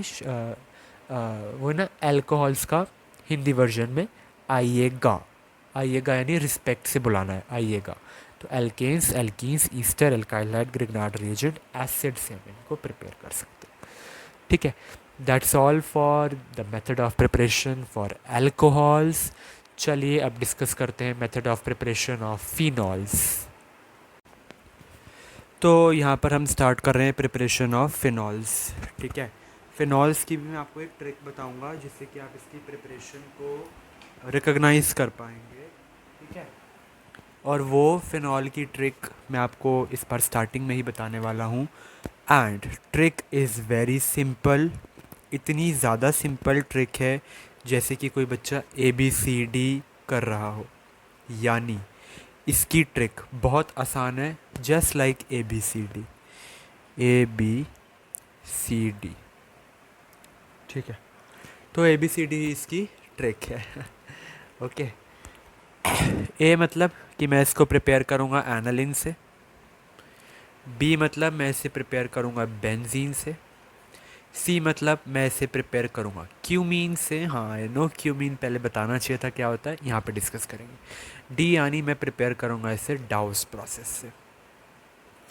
ठीक है, देखिए यहाँ पे मैं आपको पहले बता दूँ, डाउस प्रोसेस में डायरेक्टली आपको एक्सप्लेन कर रहा हूँ कि कैसे फिनॉल प्रिपरेशन होती है। डाउस प्रोसेस का अगर आपको मैकेनिज़्म देखना है तो वो मैकेनिज़्म इसी चैनल पर अपलोडेड है। पूरे डाउस प्रोसेस का मैंने सेपरेट वीडियो बना रखी है, 7-8 मिनट की होगी, तो डाउस प्रोसेस आप देखना उसमें। ठीक है, उसका मैकेनिज़्म। बाकी सिंपल वन स्टेप जो है, मतलब एक रिएक्शन है जो सिंपल सी, वो मैं अभी बता दूंगा। तो हम रिवर्स अल्फ़ाबेटिकली स्टार्ट करते हैं। सबसे पहले देखेंगे कि हम डाउस प्रोसेस से कैसे प्रिपेयर कर सकते हैं। ठीक है, डाउस प्रोसेस आपका हेलो अरीन्स में भी आया था, तो that's not new for you. ठीक है, हम क्या लेते हैं, मैंने इसमें लिया क्लोरोबेंजीन। क्लोरोबेंजीन में मैं इसको रिएक्ट करवाता हूँ 2 मोल्स ऑफ NaOH के साथ। किसके साथ रिएक्ट करवाता हूँ? 2 मोल्स ऑफ NaOH के साथ, and under a drastic condition, because हमने हेलोरीन्स की केमिकल प्रॉपर्टीज़ में देखा था कि हेलोअरीन्स जो हैं वो सब्सटीट्यूशन न्यूक्लियोफिलिक रिएक्शन इतने अंडरगो नहीं करते। क्यों इतने अंडरगो नहीं करते हैं? वहाँ पे हमने देखा था कि इधर रेजोनेंस फैक्टर आ जाता है एक, एंड यहाँ पे हमने नेगेटिव इंडक्टिव इफेक्ट भी देखा था। वहाँ पे बेसिकली हमने पूरा डिस्कस कर रखा है, नेगेटिव इंडक्टिव इफेक्ट भी आया था एंड वहाँ पे पॉजिटिव मेसोमेरिक इफेक्ट भी आया था। तो हेलोरीन्स वाली वीडियो अगर आपने अभी तक नहीं देखी है तो आई विल सजेस्ट यू कि एक बार उसे भी आप ज़रूर देखिएगा, जो इसी चैनल पे आपको as a playlist of haloalkane and haloarenes के चैप्टर में मिल जाएगी। ठीक है, तो प्लेलिस्ट में आपको वो मिल जाएगी। यहाँ पे क्या होता था कि वो इलेक्ट्रोफिलिक न्यूक्लियोफिलिक सब्स्टिट्यूशन रिएक्शंस इतना अंडरगो नहीं करते थे बिकॉज ऑफ रीजंस जो वहाँ पे एक्सप्लेन कर रखे हैं। बट हमने अंडर ड्रास्टिक कंडीशन क्या किया था, न्यूक्लियोफाइल यानी कि OH माइनस को सब्स्टिट्यूट करा दिया था यहाँ पे। और वो ड्रास्टिक कंडीशन क्या थी, 623 केल्विन एंड 300 एटमॉस्फेरिक प्रेशर। इसमें ये वो ड्रास्टिक कंडीशन है जहाँ पे 2 मोल्स ऑफ NaOH रिएक्ट करते हैं with chlorobenzene, that is my haloarene. वैसे तो हेलोअरीन नहीं देते हैं मुझे कोई भी न्यूक्लियोफिलिक सब्स्टिट्यूशन, बट यहाँ पे दे रहे हैं बिकॉज ऑफ ड्रास्टिक कंडीशन। क्यों नहीं देते हैं वो वीडियो में बताया था। Negative inductive effect and positive mesomeric effect की वजह से, जहाँ पे बेसिकली आप और उसे देख सकते हो वहाँ पे इलेबोरेटली। फिर यहाँ पे मुझे अगले स्टेप में क्या मिलता है, सोडियम फेनॉक्साइड का आयन मिलता है। इसको मैं क्या कह देता हूँ, सोडियम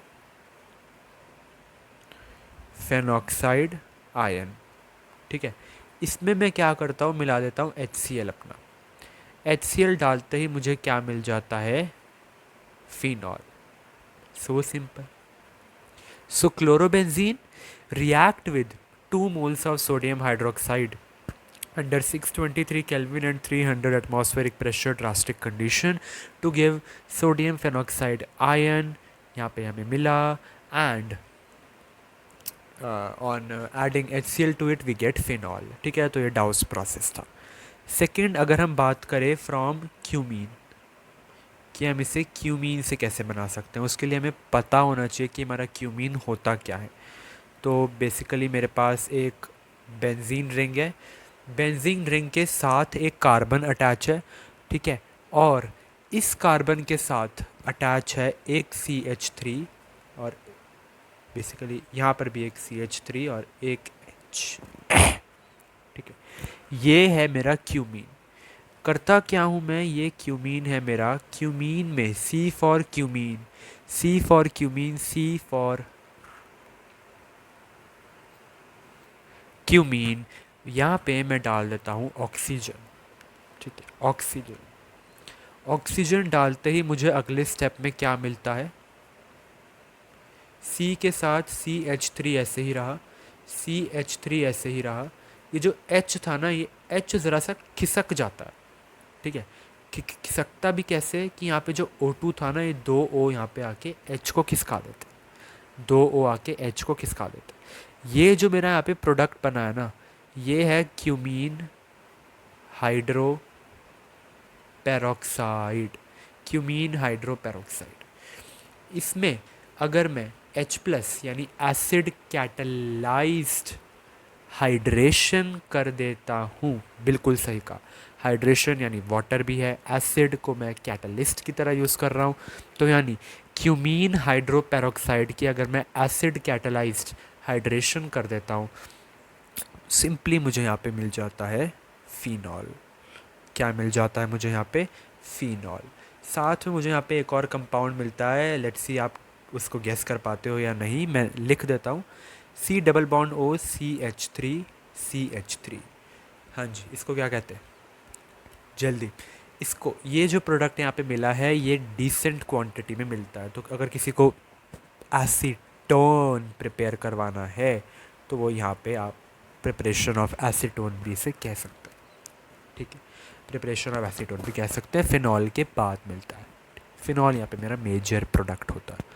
ऑक्सीजन डाला था क्यूमीन में तो क्यूमीन हाइड्रो पेरोक्साइड मिला, एसिड कैटलाइज्ड हाइड्रेशन कर दी तो फिनॉल मिल गया, साथ में एसीटोन भी मिल गया।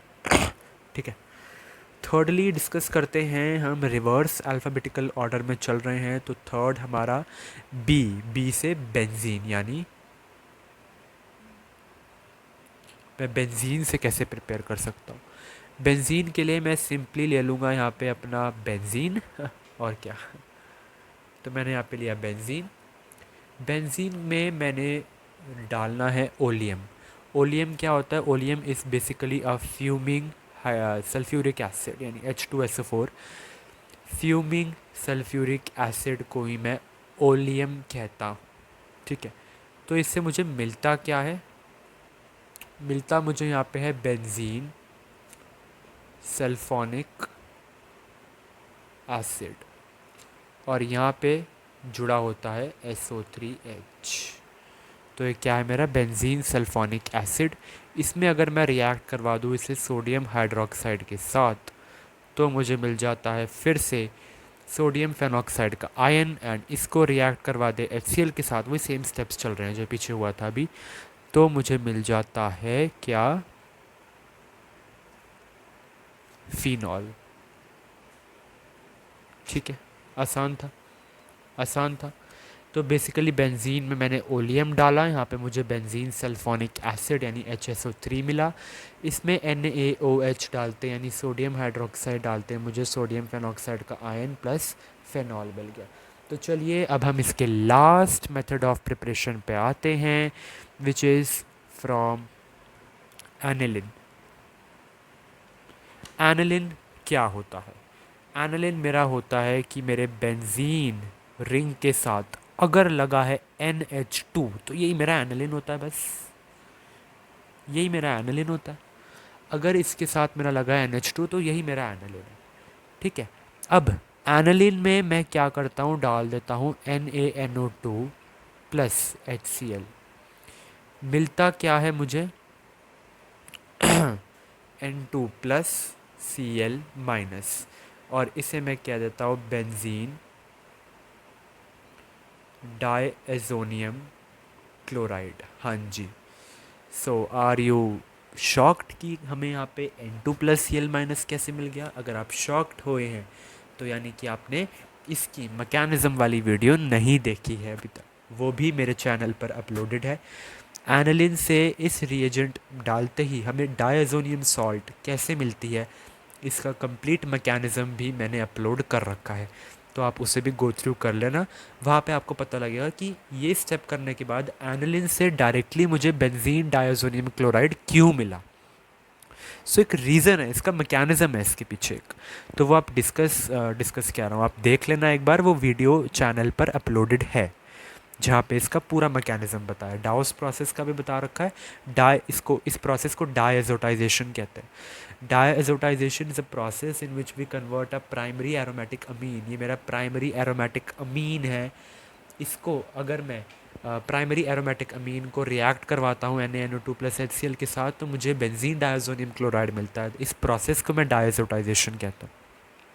ठीक है, तो उसकी वीडियो आप देख लेना।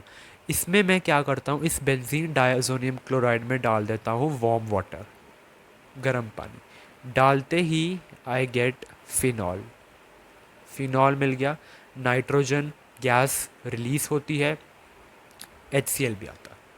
ठीक है, तो फिनॉल तो मुझे मिला ही, साथ में N2 भी रिलीज़ हुई प्लस HCl। तो डायएजोनियम सॉल्ट्स को हम हाइड्रोलाइज कर देते हैं। ठीक है, हाइड्रेशन कर रहे हैं यहाँ पे हम diazonium salt. Diazonium salts are hydrolysed to phenols. कैसे हाइड्रोलाइज्ड हो रही है? बाय वार्म वाटर, एंड उस वार्म वाटर को वार्म वाटर से भी हम कर सकते हैं, या फिर हम इसे डाइल्यूट एसिड डाल के भी कर सकते हैं। तो आपकी मर्ज़ी है, आपने इसे वार्म वाटर से करना है या फिर हम इसमें डाइल्यूट एसिड्स भी डाल सकते हैं, कोई भी डाइल्यूट एसिड आप ले सकते हैं। ठीक है, तो यहाँ पे हमने देखा कि हम एनिलिन से कैसे प्रिपेयर कर रहे थे अपने फिनॉल को, जहाँ पे हमें N2 प्लस HCl को रिलीज़ करवाया। तो ये थे method of preparation of phenols. That's all for this video. Yes, मैंने बीच में कहा था कि हम केमिकल प्रॉपर्टीज़ करेंगे इसके बाद, बट आई रियलाइज़ कि वीडियो की लेंथ पहले ही बहुत ज़्यादा हो गई है, तो केमिकल प्रॉपर्टीज़ की एक न्यू वीडियो बहुत ही जल्द आपके सामने आने वाली है, तो वो भी आप देख लीजिएगा। केमिकल प्रॉपर्टीज़ हमने वहाँ पे डिस्कस करी है, अल्कोहल का डुअल नेचर हमने वहाँ पे डिस्कस करा है कि अल्कोहल कैसे न्यूक्लियोफाइल भी होता है, कैसे इलेक्ट्रोफाइल भी होता है, एंड न्यूक्लियोफाइल एंड इलेक्ट्रोफाइल के बेसिस पे हमने उसकी केमिकल प्रॉपर्टीज़ को डिवाइड करके सब कुछ बढ़िया तरीके से बताया है, वो आप देख लेना। बाकी अगर आप भी ऑर्गेनिक की कन्वर्जन्स को लेके टेंस रहते हैं तो वो कन्वर्जन्स की टेंशन को हटाइए। आप क्या कर सकते हैं, आप ऑर्गेनिक कन्वर्जन्स मैंने जो है इस चैनल में मैं बहुत जल्द अपलोड करने वाला हूँ, आप वो भी गो थ्रू कर सकते हैं, वहाँ ट्रिक्स के साथ ऑर्गेनिक कन्वर्जन्स अपलोडेड है। ठीक है. So that's all for this video. Thank you.